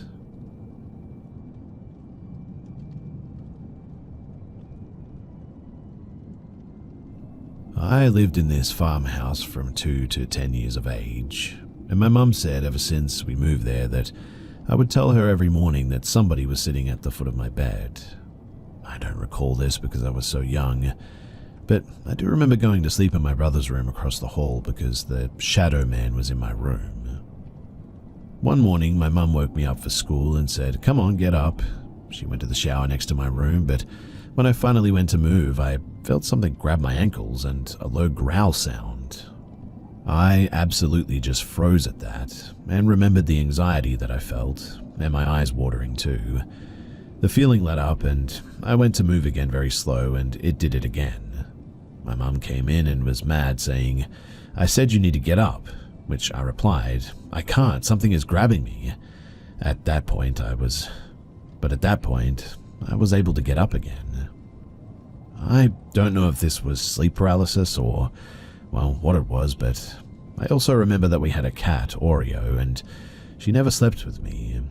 So one night I carried her to my room and shut the door so that she had to sleep with me. The minute that I sat her down, she ran under the bed and growled so loud, meowing in distress.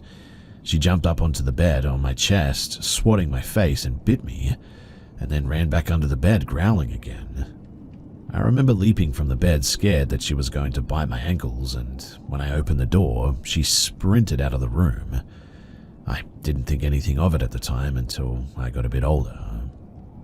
There's honestly many more stories to that house as well. Me and my brother both saw the shadow man and watched him reach up to the shelf on the wall.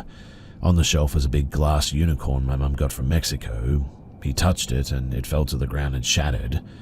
My parents woke up from it and we told them the shadow man did it, but obviously they didn't believe us and thought that we had done it.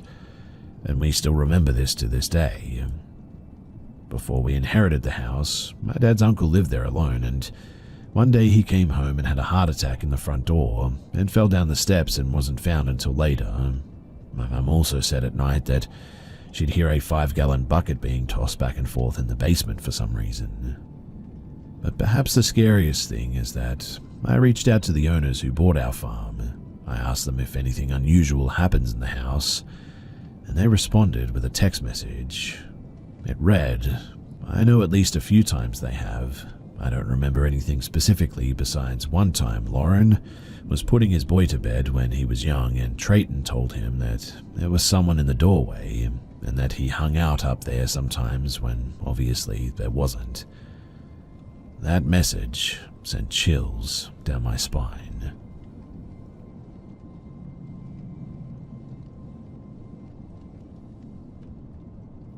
I live in Ohio, a rural community, and this happened in the early 1990s. My girlfriend and I were at a local nature area. There's a small fish pond there, county roads to the north and east, woods to the west and the south. My truck was facing kind of northeast, I guess. It was near dusk, and we were sitting on the tailgate of my truck just talking, listening to music and all that. There were a few other people at the park at that time, and as time went on, other cars left the park and it started getting darker. The mosquitoes were getting pretty bad, so we decided to get into the truck. We sat there a little while longer. Radio was on, but low volume as we continued talking. We were just sort of getting to know each other, so there was a lot to talk about at the time. When we both heard a sound, like a thumping or a banging sound coming from the wooded area, but it seemed far away. I turned off my truck radio and we just listened. Some dogs were barking in the distance, but we didn't hear anything else out of the ordinary. I shrugged it off, turned my radio back on, and we just went about our business. I should say here too that my truck ignition was off. It was just an accessory to run the radio really, so no engine noise and no headlights. After a few minutes, we hear a similar sound again. Same response, turned off the radio and just listened, but nothing. I decided to just leave the radio off at this point. We were talking about getting ready to head out and go into town anyway. But then, and I'll describe this as best as I can, things went wild. A sound that I can only describe as a choir of voices suddenly started. There was what sounded like stringed instruments replicated by a pipe organ. The voices were chanting words, but I can't tell you what language it was. I didn't recognize any of the words, but it was an ominous, very unsettling chanting in a higher register. And it sounded as if the sounds were coming from, well, every direction. It was in no way a pleasant sound. It instantly filled me with fear and dread because it felt evil. It was as if the truck was surrounded too, and I quickly reached and started my truck and turned on the headlights, fully expecting to see a ring of robed figures surrounding us. As unlikely and crazy as that sounds, that is what my thoughts were preparing for based on what we were hearing. I have a hard time sharing just how intense the sound of the chanting was, but it sounded close, like they were right outside of the windows. But as soon as the headlights came on, it was just, well, silence. Nothing. Nothing running away, no sound other than my engine. Everything was completely normal. Without saying anything, I put it into drive and we tore out of the parking area and we headed south. Once we got away from there, we recounted what had just happened. Neither of us had an explanation, but agreed on one thing. It was, without a doubt, the most frightening and unexplainable thing that we had ever experienced. I guess I'm not looking for an explanation. I realize how fantastical this sounds, but every word of it is true. I shared what happened with a couple of my friends the next day, but it's a story that I've pretty much kept to myself over the years, sharing only with a few people that would appreciate it.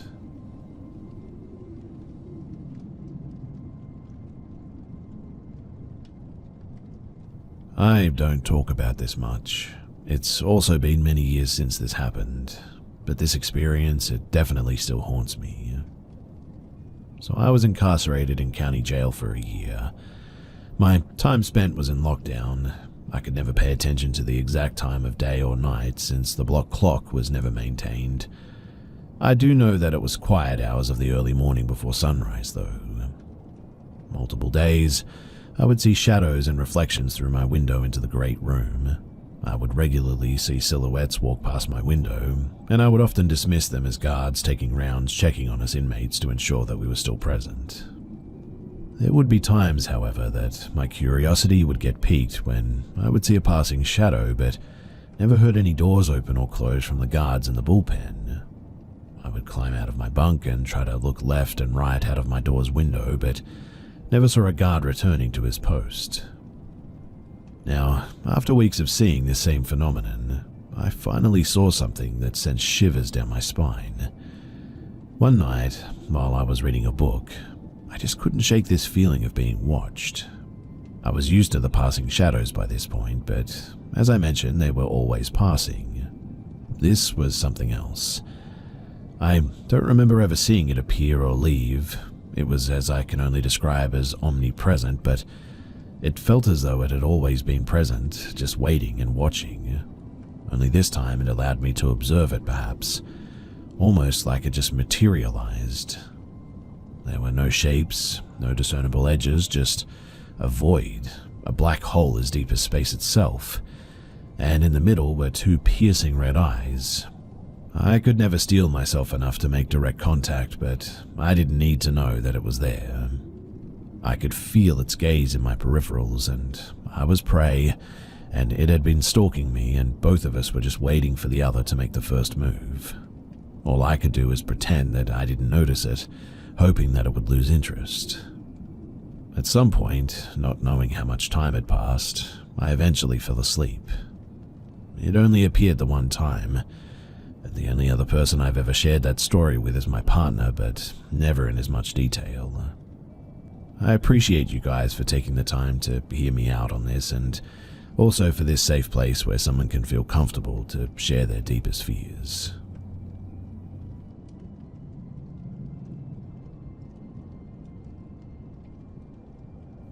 When I was 13 years old, I used to leave the school during lunch break and accompany my friend, as she used to eat her lunch at home, a custom in UK schools, and then come back to school once lunch had ended.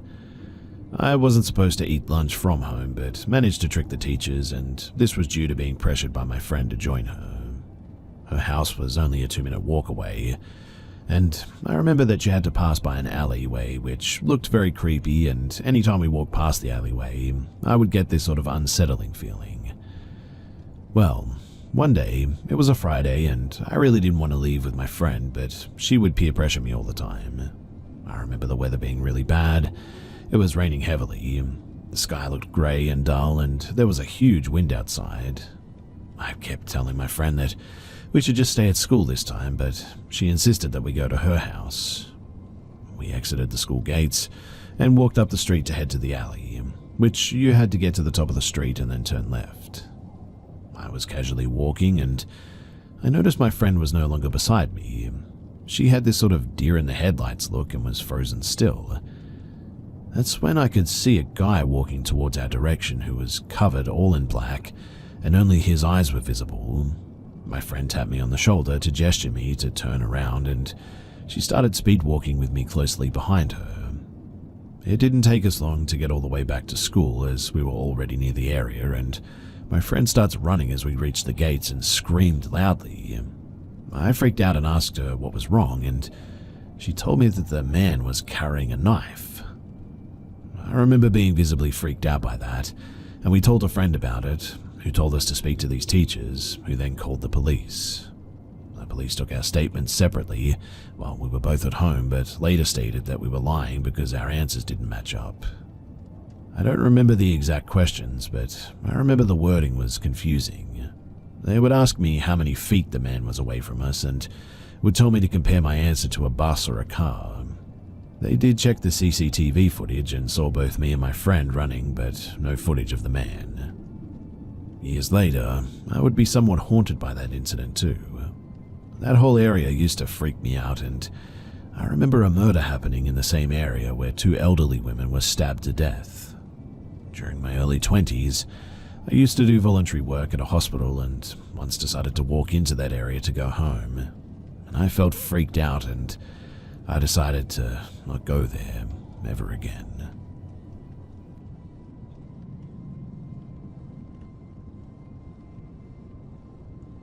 To set the scene, we're a bunch of young girls in high school, year 8. Of course, we've all heard about Ouija boards after watching scary movies, and we all wanted to try it. One afternoon after school, but before we did the board, we went into an abandoned home in our small town. One of the girls said that a local teen had beat the older man to death that had lived there, apparently. It was creepy, and I remember feeling like we just shouldn't have been in there. But there we were. And regrettably, I think, we were really rough in there too, picking up random pieces of junk and just throwing it around, just being a bunch of dumb and disrespectful teens. There wasn't any real furniture or belongings, but we were still being jerks, and anyway, we leave, and in an empty paddock just across from the creepy dead man's house, we decided that this was a great spot to summon spirits. What was wrong with us, right? Anyway, I can't remember which one of us made the board, not me, but we four sat down in a circle and did all the usual mumbo-jumbo questions. Now, I wish that I could remember exactly what the spirit board said, but I know that I took my hand off the planchette in fear a few times, and so did the others too. Of course, we didn't say goodbye or any of that. We all got freaked out by a spirit named Bob, and that was that. Time went on, and I no longer talked to those childhood friends. Not to do with this spooky stuff, but I can't find out again exactly what they experienced, but I'm also still freaked out about the stuff that started going down and wouldn't know how to even start that conversation, to be honest. But over the next few weeks or so, at least two of my friends said that they had really messed up dreams. I then started being woken up at 3 a.m. every night. Bang on 3, I would just wake up and feel really creeped out and look over at the digital clock to see what the time was. I was so scared that I was sleeping with the lights on, but it would still happen.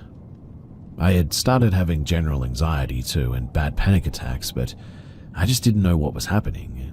I thought that I was going mental, but I just kept it all to myself. As it so happens, while all this negative stuff was happening, my parents had recently split and I was in the process of moving interstate with just my mum. My friends had thrown me in a going-away party and invited half the school year. I remember not having a good time at all during the party because of my anxiety, but everyone else was running wild and having a good time, so I suppose it was okay. Pretty late that night, a small group of people came back after going for a walk though, and they had tried messing around with the spirits again. One of my year mates, a guy, was so distressed and he kept saying that he saw a vision of his family dying. So what do a bunch of 14 to 15-year-olds drinking and partying do? Ignore it and carry on. I, for one, was not wanting a bar of that though, and a few weeks later, and it's moving time for myself and my mum. All my furniture was packed up, but because my dad was staying in the house, I just slept on the couch in the lounge room. The weird 3 a.m. wakings up had been still happening, but not every night now. But this last night in the family home was absolutely terrifying. I went to sleep on the couch and it was pitch black in the lounge room. I was dreaming a bunch of nonsense as usual, and in the dream, I was in our backyard near the clothesline. I remember seeing some friends and family members, and then all of a sudden they all dropped to the ground like they died. I then heard my name being called, clear as day, but it was some weird, twisted voice. I woke up in the dead of night, and it was darkness all around. I looked around the darkness, and then I looked down to the foot of the couch, and there, standing there, was a dark and big manly figure, just looking over me. I distinctly remember knowing someone was there, and I sort of weakly called out, "Dad." There was no answer. At this point, I tried to look for some eyes or a face or something, but all I could see were these red-looking eyes. And I know that they were a faded color, but red-colored eyes were definitely there staring at me. Think of any time you've woken up in the dark and tried to find whoever was disturbing you. You can sort of see them and know that they're there, but it's not super clear, right? Whatever or whoever was there, they were a bad presence. Well, then, I think I did what any other kid would do and put the blankets over my head and tried to breathe quietly. I was wishing whatever it was to just go away and everything would be okay. I couldn't tell you how long I was under the covers for and trying to breathe from a tiny part that I made in the covers, but I somehow fell asleep for a tiny bit when the sun started to rise again until my mum woke me up. Of course, I didn't tell my mum or anyone what had happened.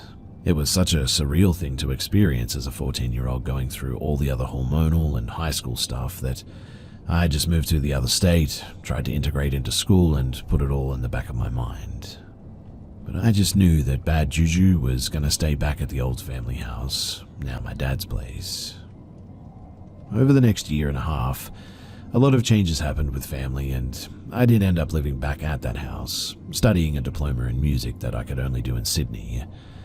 There was only one more incident, not long after I moved back in, but man, was it scary. I was home alone and I was sitting at the computer desk. It was situated behind a wall, and if you looked through the doorway just to the right of the desk, you could see the kitchen and the small living area. I was messing about on MSN Messenger at the time and then felt a sudden shot of unease come over me. Then I heard a loud bang like someone had slammed the oven door shut, but so loud, and even the lights flickered a bit. It was just the yuckiest, scariest feeling that I'd ever had. I jumped up and looked into the kitchen and I couldn't see anything. I then ran out the back door and grabbed the cordless landline on my way out and called my dad. I would have sounded mad to him, I know, but all I could say was something was weird in the house and please come home soon. I don't remember what happened ghost-wise moving forward after that. I guess I suppressed a bit and then got busy with life, but I do know that I used to sneak into pubs with my TAFE friends and come home pretty, messed up, and that obviously helped a bit, I think. Then I grew up and eventually I moved out. But those memories I still have are so freaky. In the end, my advice is don't mess with Ouija boards when you're a dumb teen. Or, in fact, ever.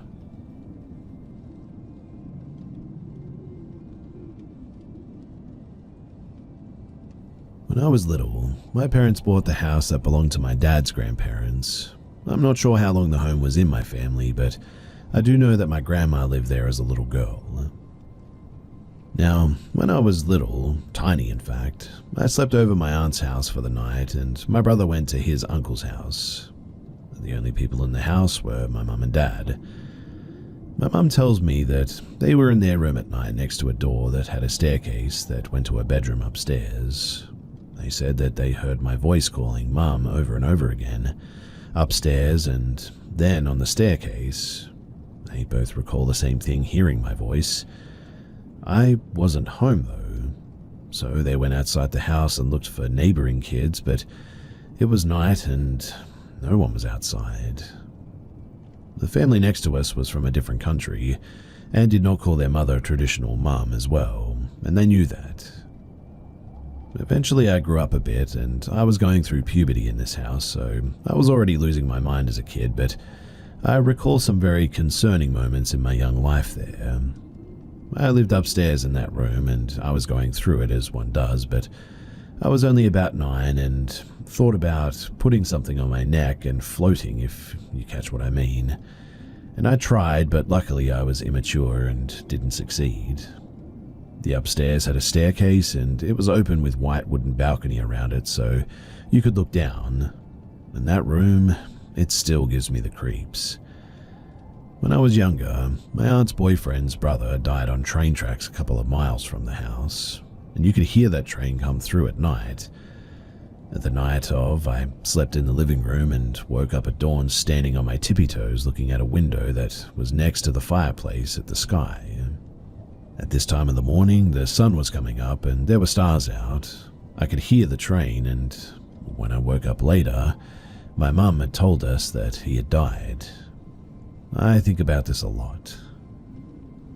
On another occasion, I was in my upstairs room and we had it split down the middle. My sister's crib was by the stairs and I was on the other side of the room. We split it off by her closet and my little couch that I got from a garage sale. You couldn't see the closet doors from my bed, just the back of it. I was texting on my little flip phone and a towel flew and hit the wall. I was so scared that I couldn't move. I refused to be in that room anymore after that too. I decided to move into the basement of the house when I was in 6th grade. I had a folding cot, an old TV. It was going to be my space. I suffered from sleep paralysis pretty much every single night, and I felt watched, uneasy and sick down there. My mum told me that my grandpa built the basement out. I'm not too sure about the basement, but it was not a good place to be, I'll tell you that much. We all heard footsteps down there, multiple times, shutting doors, running in the basement. Unfortunately, that was the most scary, but before we moved out, I took a school photo of myself and hid it in the baseboards of the stairs of the scary upstairs room. I doubt it's still there, but I heard the new owners gutted it years ago and Gray flipped it. But here's my dilemma. I've been having nightmares about this house ever since we moved out years and years ago. We moved out before I went to middle school. I'm in my 30s now.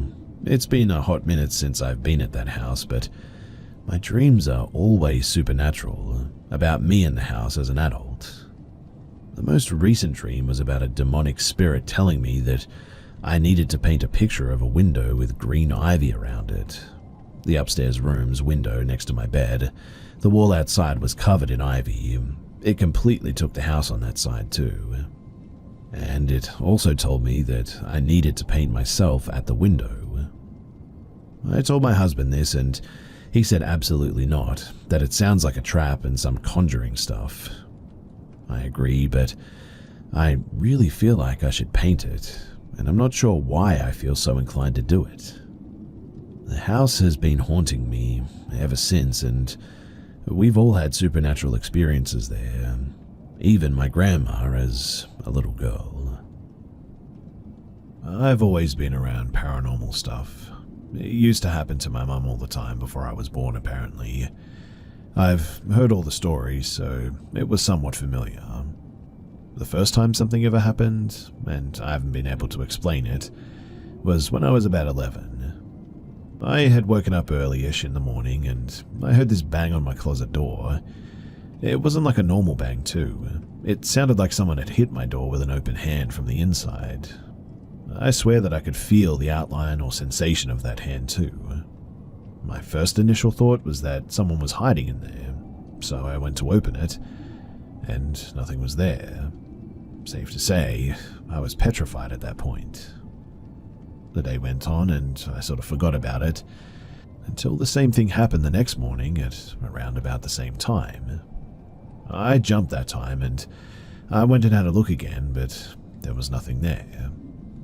This happened consistently every morning for a while too, and it just became normal to me, but then I told my mum. She tried debunking it, but none of it made any sense. She told me though that if it is something paranormal, I apparently needed to stand my ground and say that I don't like what it's doing and this is my house. So I heard the bang and said what my mum told me to say. I can say that it didn't like that a second after that too, because it hit my closet door way harder, followed by this massive scrape like sharp nails going down all the way down the door sound. But after that, it stopped happening so often, and then suddenly it just stopped. I talked to my mum, telling her that it stopped, and then she said while I was away that she apparently cleansed my closet. Several years later, I'm still in the same room, and I haven't heard it since. There's been other experiences, but not the same way that this one made me feel, and it was something about the aggression of the hitting that has always just sat with me.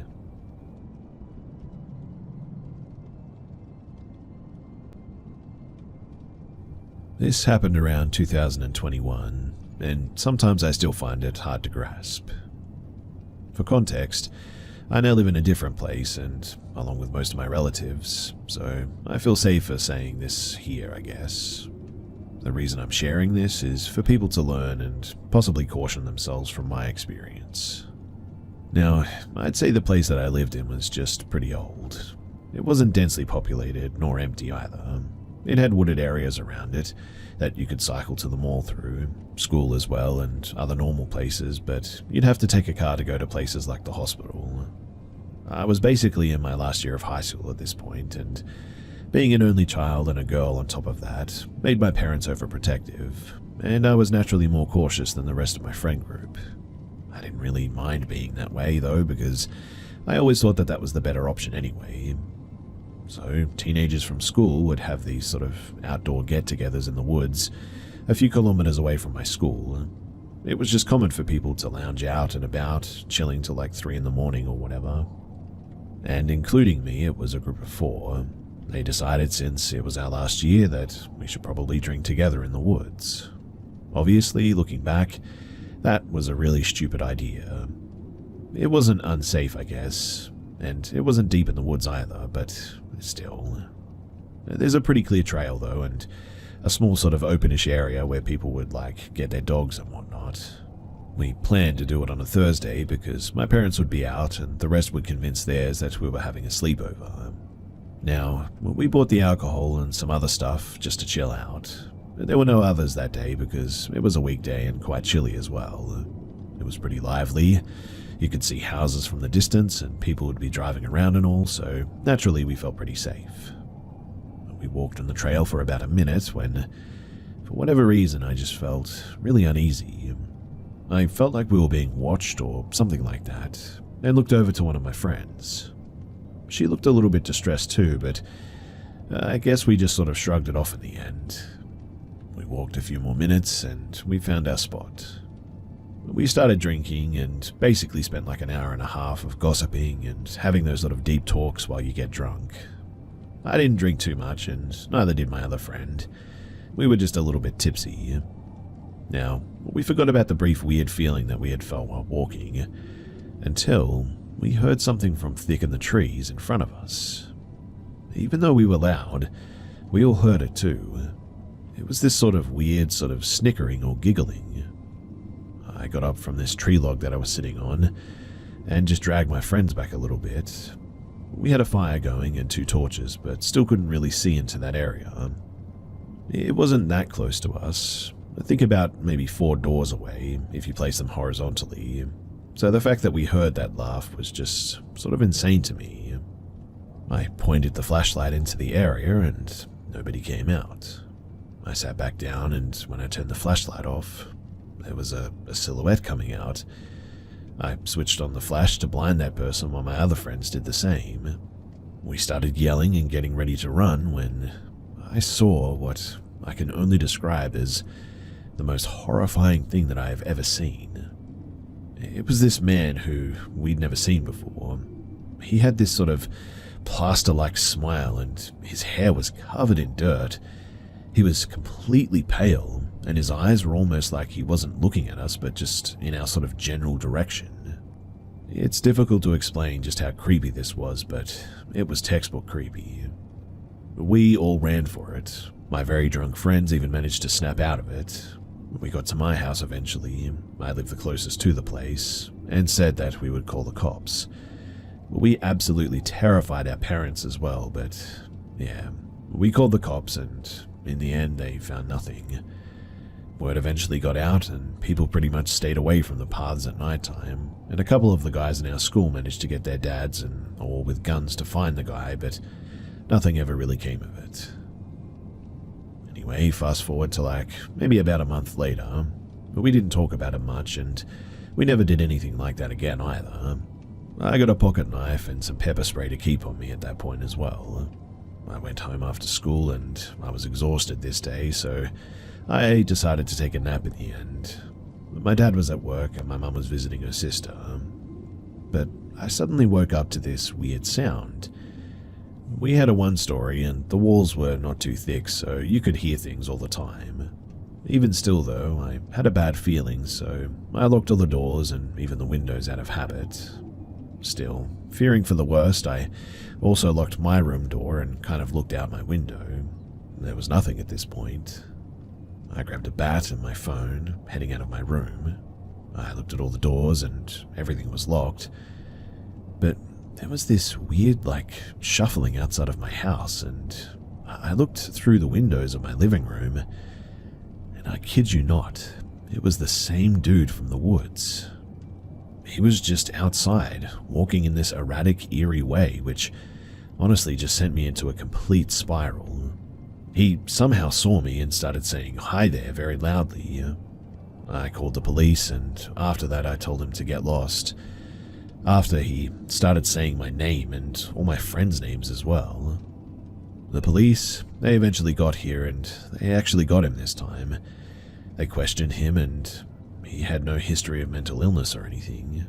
He had no clinical disorder, and after enough questioning, he finally confessed to liking young women. He is apparently in jail now for other related reasons, but he'll probably get out in a couple of years, and to be honest, I'm kind of worried about that. Especially because he was guilty of attempted sexual assault and harassment. And the worst part is, that's all I know about.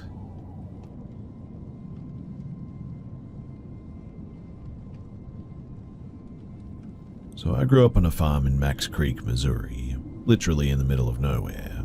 My mum and my dad, they always told me about this old farm called the Arnholtz Farm, and that it was supposedly haunted. My mum used to be friends with a lady who lived there in high school, and when visiting once, saw a man standing at the top of the stairs, so they called the police. They come to find out later that it was the man who apparently ended himself there in the house. A bit of backstory before I begin as well. One man, he shot himself in the house, and another hung himself in the barn, and it had a really nice family cemetery just down the hill.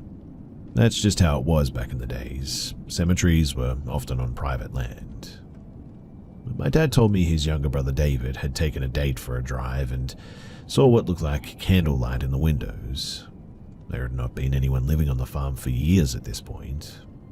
So one day, I decided to go and check it out for myself. My grandfather owned the land after all, so it wasn't like I was going to get into trouble or anything. This was also in late August.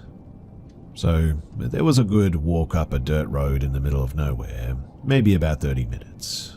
I got to the middle gate and I climbed over, and this is where things started to get interesting. You see, as soon as I got over the fence, I felt like something was watching me. I shrugged it off and started down the small path, which was just big enough for a pickup to drive down. As I started to walk, I noticed something was walking in the woods on my right, keeping stride with me step for step.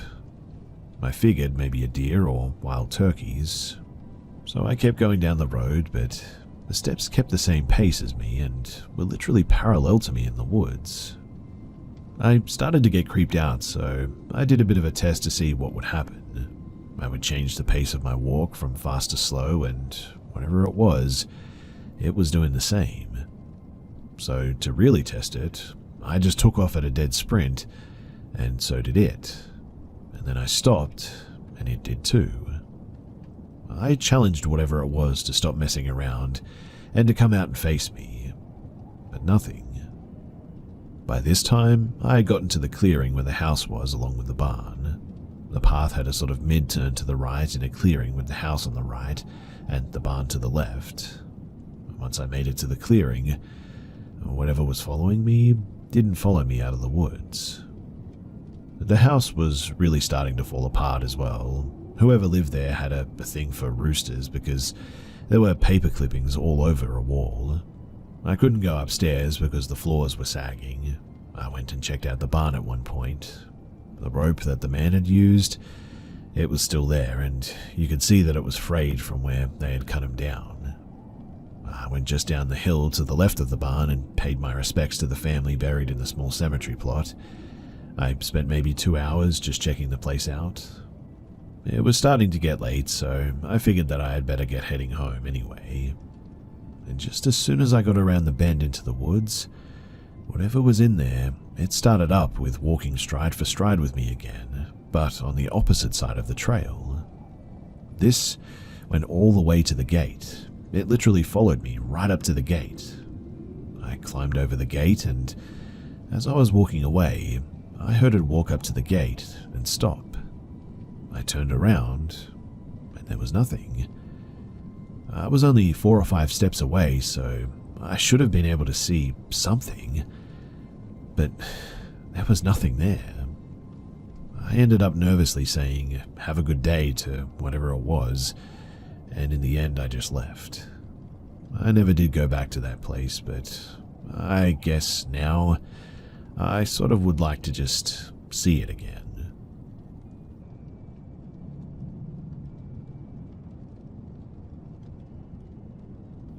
So one night, me and my friends were playing some hide and seek in our hometown. We were probably about 13 at the time. I went into a small area that is basically sort of like a shortcut from the main road to the side road. I unfortunately went alone, and I didn't even think of what could happen. I remember that we were only 13 at that time, and we didn't bring phones with us, so if something actually happened to us, nobody would have even known. The game started, and I ran sprinting into the woods area. The first 30 seconds were pretty good. Disclaimer too, we have a rule that we have to come to the checkpoint where we start, and we have to save ourselves from not getting picked to search or whatever. But after around maybe a minute, I start hearing footsteps. I say, "Hello, are you one of my friends?" And something that was there didn't say anything. So I started backing out. Fortunately, the woods area has a main route and two side ones, so I could have run either way. I start backing out, and from nowhere, this man just appears from the woods and starts sprinting at me while saying, "I'm going to catch you," in a creepy and sort of eerie way, like a kidnapper, I imagine. Fortunately, at that time, I had trained football or soccer, so I was pretty confident that I could outrun him or at least make him tired. I pretty much sprint all the way through the woods, with the only light being the moonlight, and after around 2 minutes, he eventually gave up. I continued sprinting, and I got myself all the way to the checkpoint and told all of my friends what had just happened. Of course, no one believed me, but I didn't care since I knew it was real. We ended up ending our game early that night, just out of caution. And to this day, I still don't know who or what had tried to catch me that night. But for sure, I know that if I hadn't have trained like I had as a young guy, the outcome would have possibly been very, very different.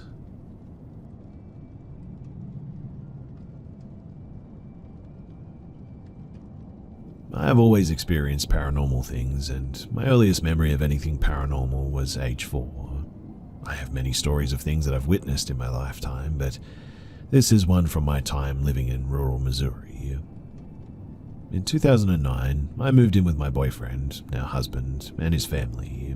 They lived in a beautiful farmhouse on several acres of land. The nearest neighbor was probably a half a mile down the road, so it was very quiet.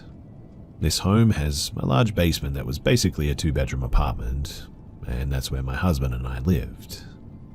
As soon as I moved in, though, I started to notice strange sounds and see things. I didn't mention these things to him because, well, I didn't want him to think that I was crazy. It would take me a long time to share every single instance of what we witnessed, but I'll tell you the ones that still scare me to today when I think back. Now, right outside of our bedroom door was a long hallway that led to the staircase and another bedroom. We were the only 2 people to ever go into the basement, and one night we were already in bed watching TV. We began to hear extremely heavy footsteps pacing up and down the hallway. It was so heavy that we thought maybe someone had broken into the house and was wearing heavy work boots or something. We turned the television off and started to listen closely. It would pass by our door and seem to go towards the end of the hall, and then would sort of double back near the door. At this point, our dog was growling and looking towards the door. With the TV off, the bedroom was pitch black dark as well. My husband called out hello, and the sound of the boots, they stopped. He started to text his mother, the only other person home that night. He asked her if she was downstairs, and she responded shortly after that she was sleeping. My husband started to get up and find out what was in the house. He made it about halfway to the door, and all of a sudden the door literally flew open. It was with such a force that the doorknob knocked a small hole in the wall. At that point, our dog went absolutely crazy and was barking and ran to hide under a table. The bedroom was extremely dark, so my husband tried to hurry and turn the lights on. Lights come on and silence. He runs into the hallway to look around. We both searched the entire basement, but we found nothing. Another night, we were sitting in the living room area in the basement watching television. Behind the living room area was a kitchen area that had a bit of a long bar there. We had a few bar stools up on the bar and a telephone on a charger. This particular night, we were the only ones at home as everyone else had gone out to dinner. We start to hear a weird sound, almost like someone was moving furniture across the floor. We sort of lower the volume on the TV so that we can hear things better. We hear something moving again. All of a sudden, though, we hear a very loud crashing sound right behind the couch. We then feel something hit the back of the couch. We both jumped up terrified and looked behind us. Two of the bar stools that were on the bar are now on the floor behind the couch. Keep in mind, the kitchen area sat back about 14 or 15 feet from where the couch was, and if they simply fell somehow, there was just no possible way they could have traveled like that.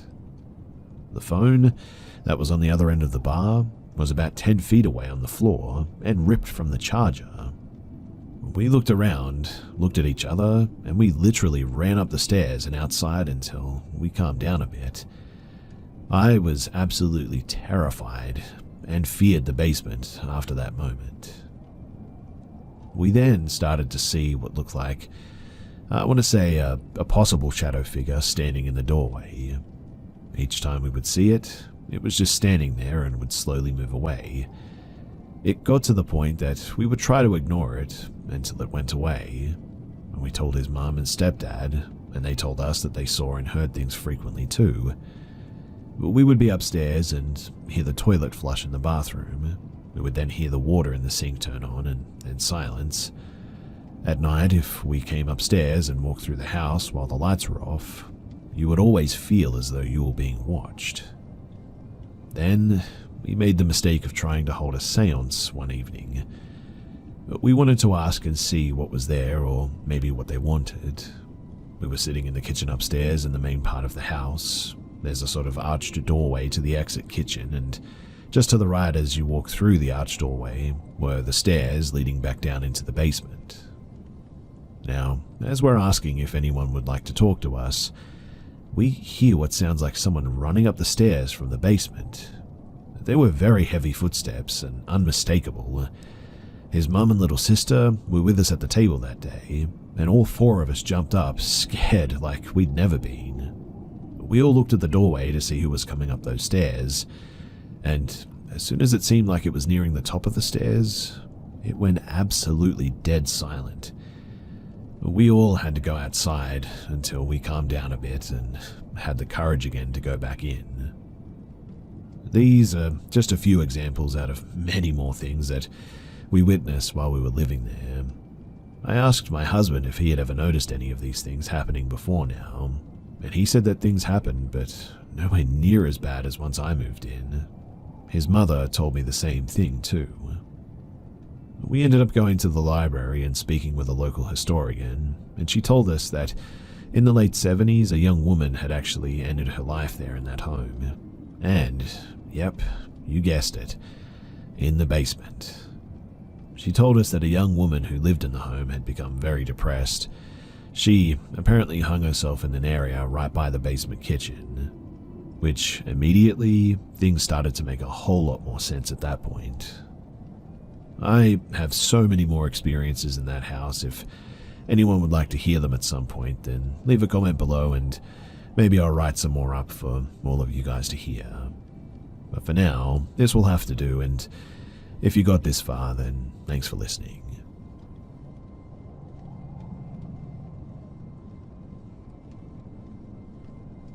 I'm quite a bit older now, but there's this memory that I have from when I was around 7 or 8 that I've never been able to stop thinking about.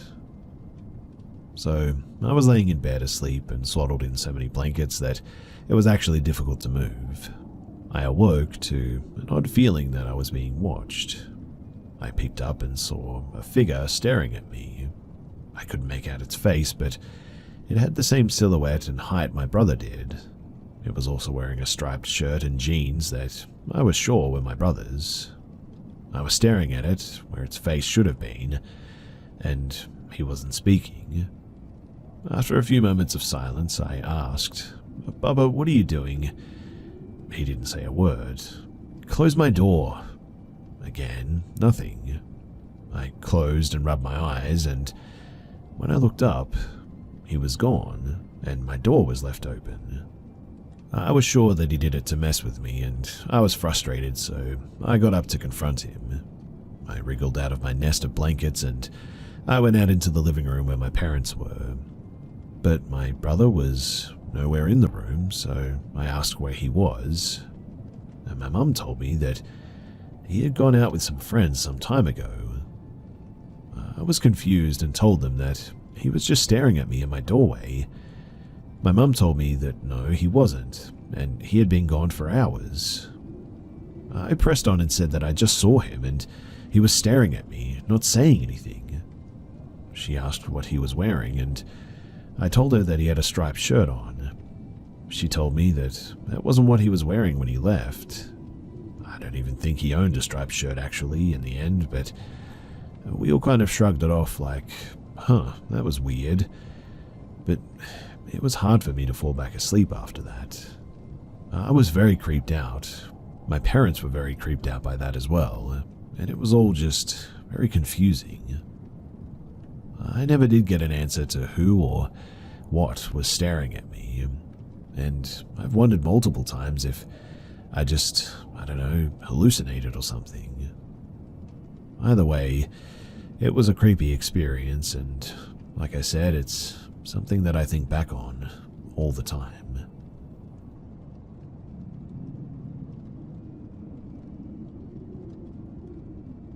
This happened a little over 10 years ago, but the memory is still very vivid. My parents, they had just rented a new house, and my sister and I were splitting the basement. I had my full-size mirror placed against the back wall at the time, so by looking in it, you could see the open doorway that led to the stairs. They were just around the corner of the doorway, so you couldn't actually see the stairs, though. But anyway, my sister also had a big wardrobe that she kept a TV on and clothes in, which wasn't lying flat against the other wall. It sort of came out on an angle which is back towards the stairs, basically. Now, I was doing my makeup one day not too long after moving in, and I looked down to grab something, and when I looked back up, there was a little boy crouched down in the corner behind my sister's wardrobe. I never got to see his face, but he was wearing a yellow shirt with red shorts and black shoes. As soon as I caught sight of him, even though he didn't see me see him, he got up and shot straight out the doorway, and I assume up the stairs. Of course, I got up as quick as I could and tried to chase after him, but he was gone. Also, there was no sound from him at all, no footsteps that should have been there by the way that he was sprinting, and really, there was nowhere that he could have hidden. The underneath of the stairs was open since we had just moved in. I could see every inch of it, so really there was nowhere to go. I don't know who that boy was. I tried to research the house to see if there were any stories about it, or a little boy in the area or whatever, but I couldn't find anything. All I know is that after I looked for him, I felt nothing but sadness following him. The whole area that I grew up in was known for shootings and illegal activities and such, so who knows, maybe he was a victim of something like that. I don't know, but it's just an experience that has always stuck with me ever since then, and I don't think that I'll ever forget it.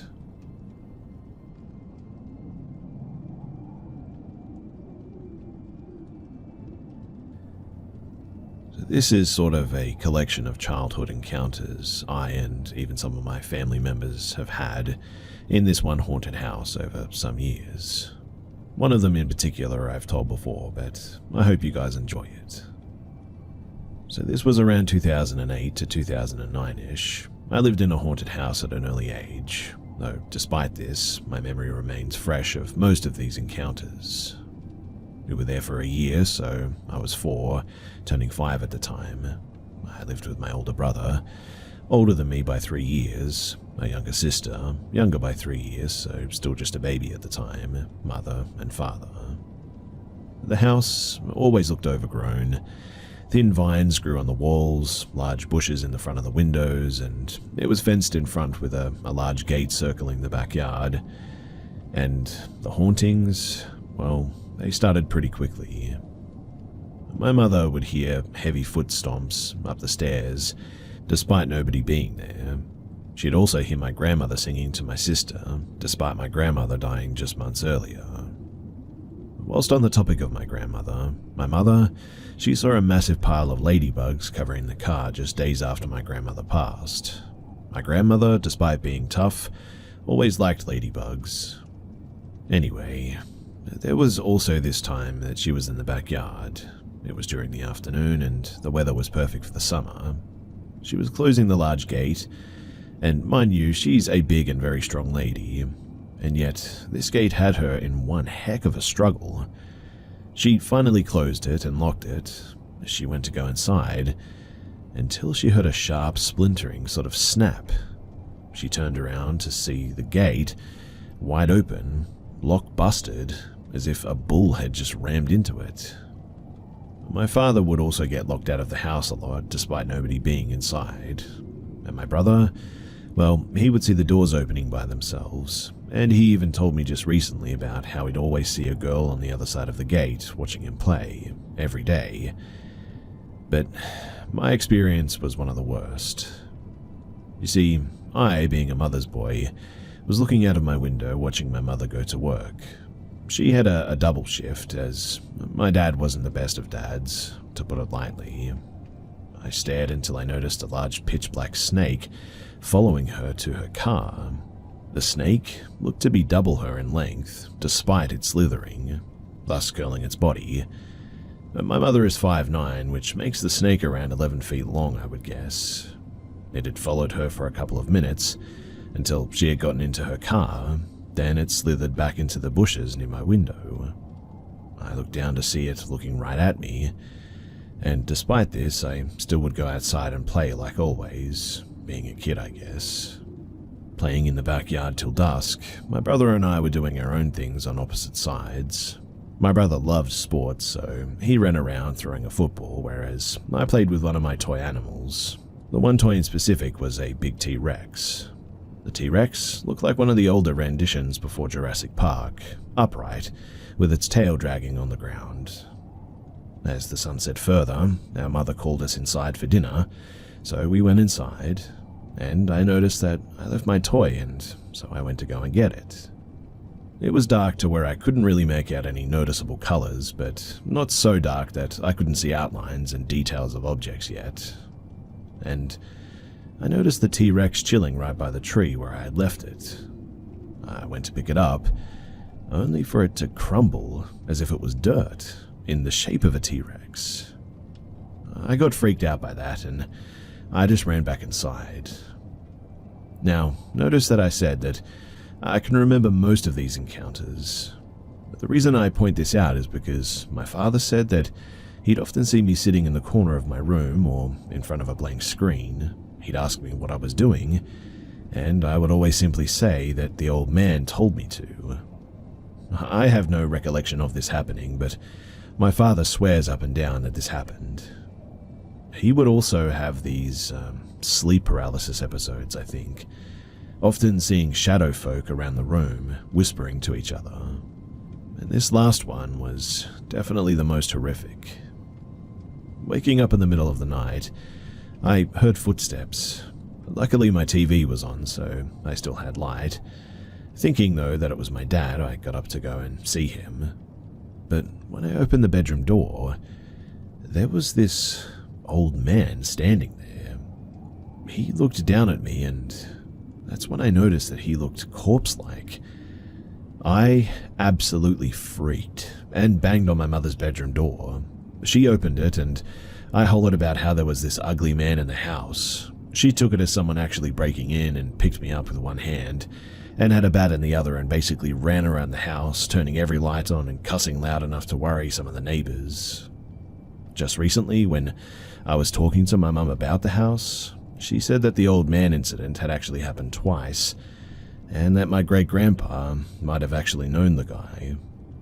I may ask him about it sometime, but this was just one of my many paranormal experiences in that house.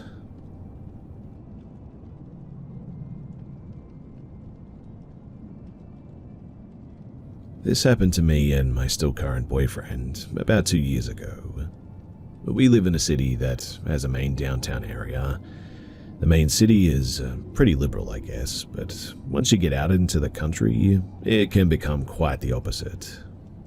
That being said, the main city, and especially the downtown area, has a pretty bad homeless problem that's only gotten worse over the years too. For the most part, the homeless population is pretty harmless. They know the good spots to hang out. A lot of the times they just smile at you, and I always smile back, and you just go on your way. Sadly, there has been an increase of incidents, infer what you will, in the last few years with the rise of overdoses and more addictive street drugs. So, I was living in the main downtown area at this time, having just recently graduated college, and wanting to be close to the nightlife. My best friend that I met in college and I were roommates, and we had an apartment right in the middle of downtown. It was pretty much the perfect setup. My boyfriend, his name was Jack, happened to live 1 block down and then about 5 or 6 blocks south of that. It was about a 10-minute walk, give or take. It was even closer to the heart of downtown as well. So you can probably imagine how convenient that made it for hanging out, and also not having to take a car and worry about parking and all that.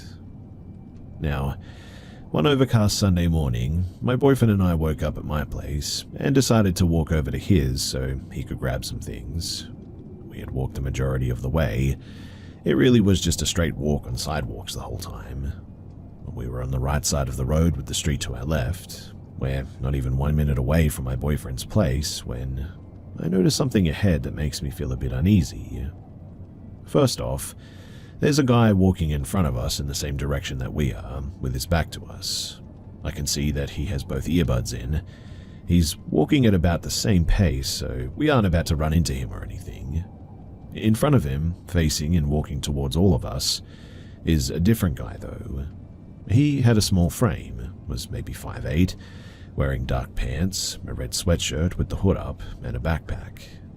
Even though his hood was up, I could still see his face. Some short black hair poked out, pale skin, and these black, beady, crazy eyes that I'll never forget. I assumed him to be homeless, as it was an area that was popular for them. Now, he wasn't looking at us, but rather the pedestrian with the earbuds in who happened to be closer to him and in front of us. All of a sudden, though, I see the homeless guy run and quite literally rush the pedestrian in front of us. Like, ran up and then stopped about a half foot from this poor dude's face. Since the guy had his headphones in, he probably just wanted to mind his own business and walk home quietly. He was clearly taken by surprise and stopped and took one of his earbuds out to see what this crazy dude wanted.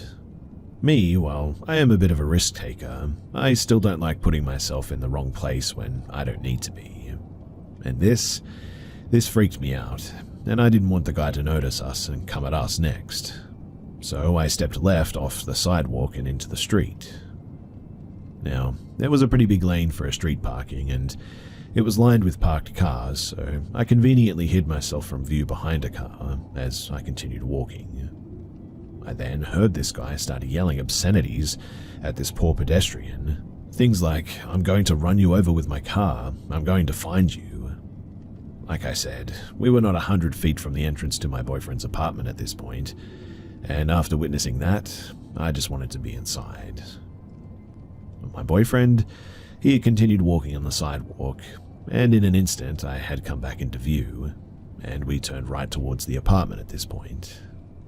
Now, the apartment did have a main entrance from the street side on the sidewalk, but my boyfriend had just moved in and didn't have the code for the front door yet.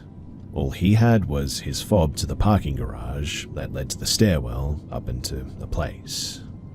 But we were using that at the time to get in. We walked up to the parking garage door, clicked the button so that we would start rolling up. I hadn't looked behind me at that point. I knew I probably should have, but a lot of times if you just ignore the crazy person, for lack of better words, they will just in turn not bother you. So I was kind of following that tactic at that moment. The garage door was open and we went inside. My boyfriend clicked the button to close it. We started the short walk to the door to the stairwell. The garage door was nearly closed, and I don't know what prompted me to look back, but for whatever reason I did. And what I saw still gives me chills to this day. It was the homeless guy from the street. He was squeezing under the garage door while he still could. I remember the chill that ran down my spine as I locked eyes with this guy, and I yelled at my boyfriend, "Jack, he's following us." I'm really not sure what I expected my boyfriend to do, but he pushed the door to the stairwell open and started running. This was the oh no moment when I realized that this guy had access inside now, because the door to the stairwell, it didn't require a fob or have a lock. Me, definitely not wanting to be the closest one to this guy, took off running after my boyfriend. As I pushed the door open and got inside the stairwell, I could hear the guy behind me doing the same thing as it was swinging back closed. I looked back and locked eyes with this crazy guy once again, and just about wet myself as I realized that my only option was to keep running and try to get inside of our apartment and close the door before he got there. Yes, this guy was smaller, but what really freaked me out is since he had a backpack, I had no idea if he had a knife or a gun in there or what. I mean, why else would you chase two people and outnumber yourself like that, right? My boyfriend lived on the third floor, of course, so we proceeded to sprint up 3 flights of stairs. I could hear this guy's pounding footsteps behind me. At last, we got to our level and opened to the door to the hallways, and sprinted to his unit, and without looking back, unlocked that door as fast as we could. It still felt incredibly slow though, and slammed the door shut right behind us. I remember taking a breath and looking through the peephole, and expecting to see this guy standing there ready to yell at us, but nothing. My heart at this point was absolutely pounding, and I mean, what the heck just happened, right? We called the cops and told them what happened to us. I'll admit that they probably did all they could, but it didn't feel like enough in the end. I mean, I was freaked out. This dude now had access to and was inside the building with access to all the apartments and residents. I just imagined him hiding in the stairwell for the next poor soul. And well, the cops came, drove around the perimeter of the complex for a few minutes. They weren't able to search inside the building because apparently they didn't have access in, and we weren't allowed to let them in for whatever reason. And they left after not finding anyone. It took me forever to get the urge to finally leave that apartment to go run our Sunday errands, but eventually we did. Now, I'm sure the guy was just high on drugs and he just decided to be crazy that morning and bother some unlucky people. He probably left after he realized that he was screwed if people found him there, and somebody else would call the cops. But still, being chased up those stairs by an absolute maniac, that one I would not recommend to anyone else.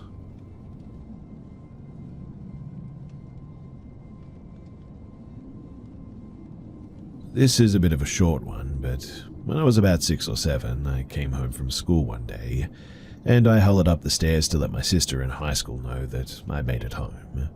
I hollered up a couple of times, and at no reply, decided, okay, whatever, and started to walk away. As I'm going back to my room, I then hear my sister yell out my name and tell me to come upstairs. I see an outline of my sister at the top of the stairs, and as I start walking up, it retreats back to my sister's room. As my foot hits the second stair, my sister in question walks in through the front door. I sort of freeze, looking at her with pure confusion and shock. I insist that she just called me upstairs, and she quickly yanks me into our parents' room, calling 911, knowing that no one else should be home. The police come and they conduct a full sweep of the house to discover no one. I don't know what that was, but it still creeps me out a tad to this day.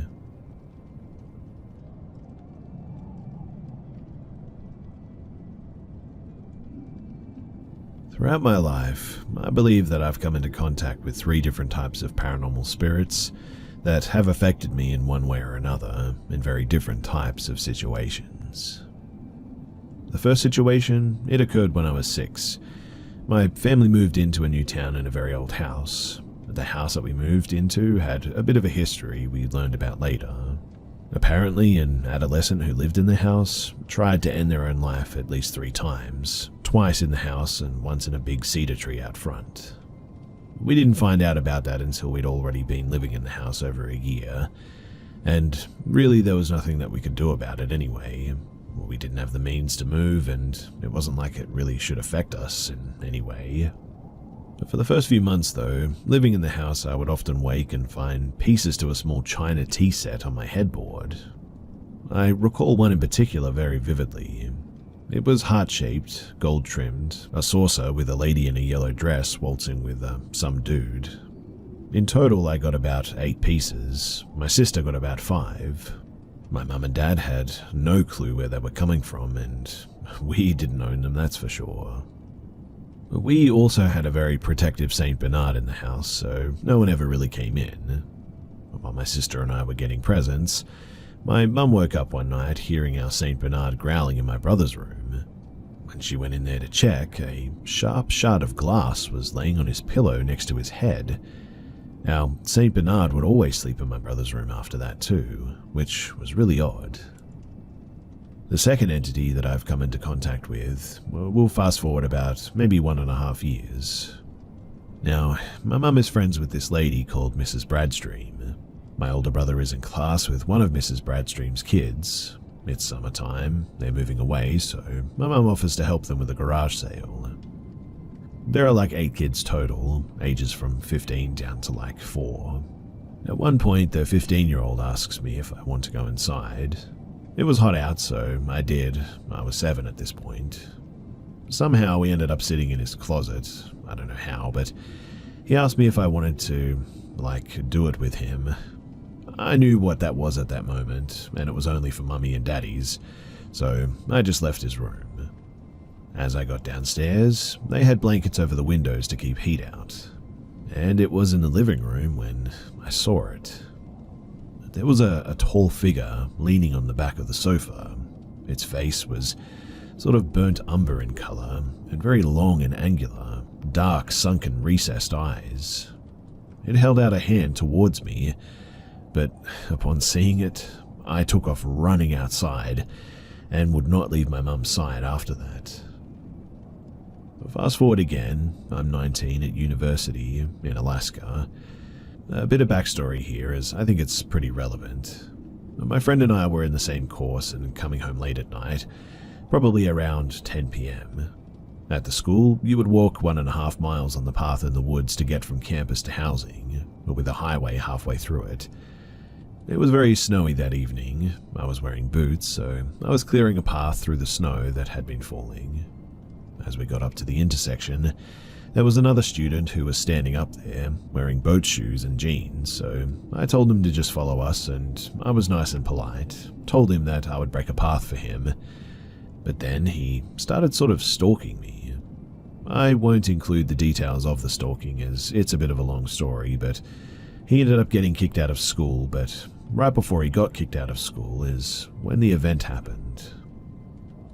Now, I was walking back from campus, by myself in the middle of the day. I was on the path and at the top of a hill, when all of a sudden, standing in the woods in front of me was this tall figure. Whatever it was wearing dark clothing, and it was that figure with the burnt umber face again. It held its hand out to me again, and I remember just feeling a horrible tug from inside myself pulling me towards it. I just stood there staring at it, and it almost felt like it was pulling me towards it, like tugging me. And eventually I'm just like, no way, and I turned and found the strength to run away. Looking back, I'm pretty sure that if I had let that thing pull me into the woods, that my stalker probably would have killed me.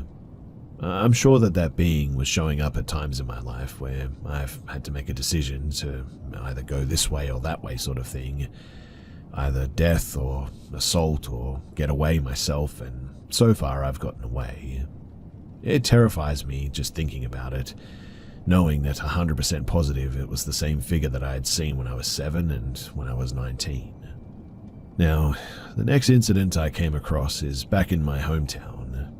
But before I can really tell this incident too, I do feel it's pretty imperative to tell a little bit of background about my hometown. My hometown is in central Minnesota, and it's one of the sites of the uprising where homesteaders were violently killed. There's actually a memorial on the outside of town about the White family massacre, telling about the uprising and how the White family was slaughtered in their home. So, there's a very violent history around this area. Back in 2013, I was moved in with my uncle. He had been diagnosed with cancer and he had lived alone, so I moved in to help him out.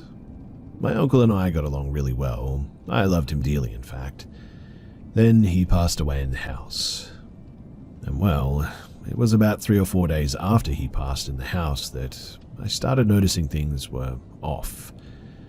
There was a pillow that had been in my room on the top of my shelf that was suddenly in the living room. I moved the pillow from the living room. I put it in the cupboard behind a cabinet, like a big heavy wooden bookshelf cabinet that would have weighed at least 50 to 75 pounds, so it wasn't easy to move by any means. But the next day, that same pillow was in the kitchen. I put the pillow in the garage at that point, but it was back in the house. The next day I put the pillow in the shed, and it was back in the house again. I don't know what was going on with that pillow, but it wanted to be in the house for whatever reason. I ended up pulling the stuffing out of the pillow. I burnt the pillowcase, and I used the stuffing and made one little stuffed animal that I still have. It sits on my bookshelf, and it's been there ever since about 8 years now. The other ones I made with other pillows, and I gave them away, and nobody had any issues. Now recently, a neighbor of mine passed away in their house, and his nephew was living in the house with him when everything happened. The nephew stopped me outside and asked me if I knew of any paranormal things that have happened around this area. I was like, yeah, and I told him that I had had that experience with the pillow. He told me that the day after his uncle had passed, when he took a shower, he saw a small, childlike figure walk past the shower. Apparently nobody was in the house, but this figure walked by and just left finger marks across the steam on the shower wall. I was outside a couple of days after he told me about that, and I saw a light go on inside the neighbor's house. I checked the vehicles outside, and nobody was home. The lights were on, and about 3 minutes, then the lights went out, and they did this for about an hour, flashing on and off every 3 minutes. So I asked my neighbor if he had any smart lights or anything that would go on and off, and kind of a flicker when they don't have a good connection or whatever. But he said no, they never got any of those. So I mentioned the light going on and off, and he confirmed that no one was home that day. I guess after that happened as well, he was too afraid to do anything about it, so eventually he just left the house and went out and slept in the fish house. Now, this may seem a little bit far-fetched, but this is just my conclusion. I'm pretty sure that this town is actually haunted by the spirits of the warriors and victims from the area who were a part of the massacre some time ago, and when death occurs or something bad, they seem to come around and try to make us uncomfortable for whatever reason. Obviously, that's just a guess, but it's the best theory that I can come up with so far. So, if you have any thoughts, then I'm certainly all ears.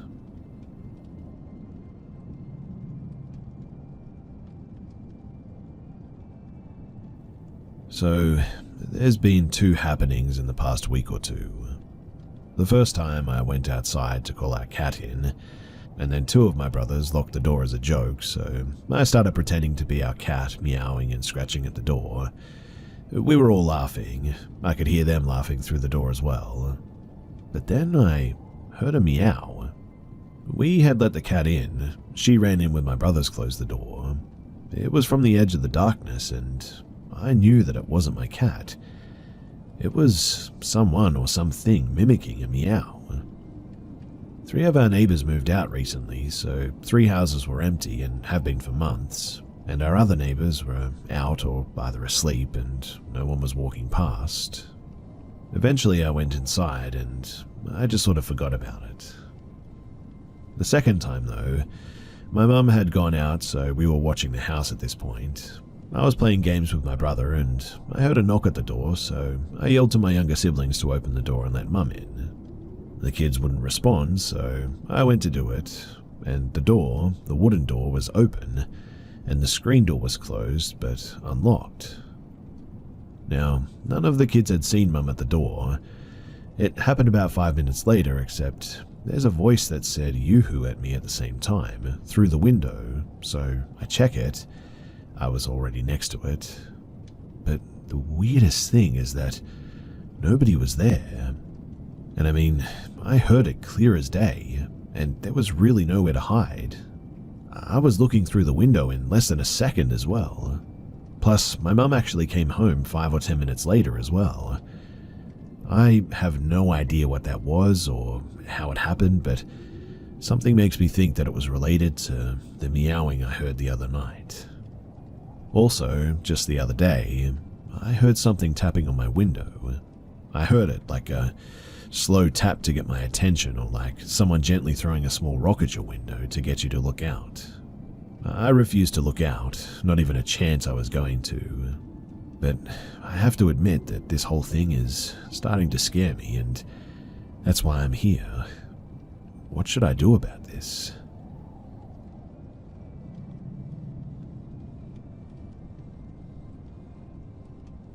So, this happened to me when I was 6 or 7, living in Massachusetts. Back then, my family and I lived in a basement under this family and their 2 kids. Like I said, I was around 6 or 7 at this time, and this family had a daughter that was probably 4 or 5, and another that was maybe 10. Now, the 5-year-old was a strange little girl from the very moment you met her. Her name was Amy. Amy was quiet and wide-eyed, and would just kind of stare through you every time you talked to her even, and she would just not like to have company from anyone, not even her mother. And one day, my mum came to me asking me to play more with Amy because she was so alone and had no friends and all that. Since I didn't know anything at the time, I was just like, whatever, and I went upstairs to play with her. Once I got there, I was just kind of hanging out with her in the living room, watching cartoons while she just sat there. Her sister then comes into the room and asks me if I really came to play with Amy. I said that yes, I did, but she really didn't give me attention, so I was just going to kind of watch TV. Her sister then turns to me and says something like, "Good, don't interact with her too much, she's not right." I didn't really think too much of it at that time, and the day kind of ended with nothing more happening. In fact, it was pretty boring, really. A couple of days later, I go out to play with Amy again. My mum told me to. And after a few minutes there, Amy turns to me and says, "You need to leave. She doesn't like it when I play with you," while constantly shifting her eyes from me to the windows. I don't remember exactly what happened because it was years ago, but I remember feeling super queasy at the time and very uncomfortable, so I just sort of went back home and told my mum what happened. Now, my mum was a very Christian woman, and so was Amy's mum. When I told her this, she immediately got very worried and told me not to go back there. Apparently, Amy's mum had already told my mum that Amy always mentioned a friend that would tell her what to do and what to say, like an imaginary friend. I didn't really have much more contact with Amy alone after this, but I did learn what comes next as an adult talking to my mum about it. After Amy said that I couldn't play with her anymore, my mum and her mum went to talk to Amy to understand what was wrong and why she didn't want to play with me. That's when Amy first described her friend in detail. Apparently, she said that her friend would yell at her and make her do bad things if she didn't obey her. She described her friend as a young girl, just a bit older than her, with dirt on her face and under her nails, and wearing a dirty old white dress. Her friend also had very bad teeth, according to Amy. As she was telling me this, my mum says that Amy started crying and screaming while staring at the window, "Get out of here.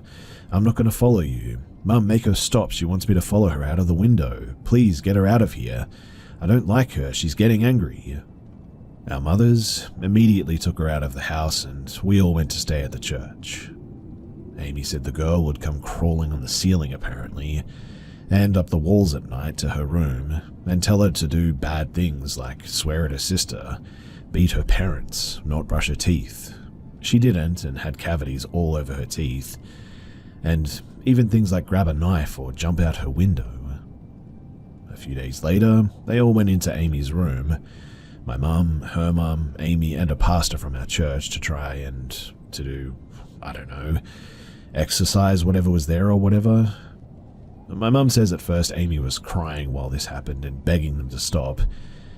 But then she started laughing and saying that they were weak and sinners and things like that. Eventually, apparently Amy just kind of passed out sleeping. I'm really not sure what happened next because we moved out of the house and after that I never saw Amy again. What I do know though is that my mum says the pastors went to her house several more times and Amy also went to a psychologist and a psychiatrist as well. I didn't see most of this happening other than her telling me not to play with her and the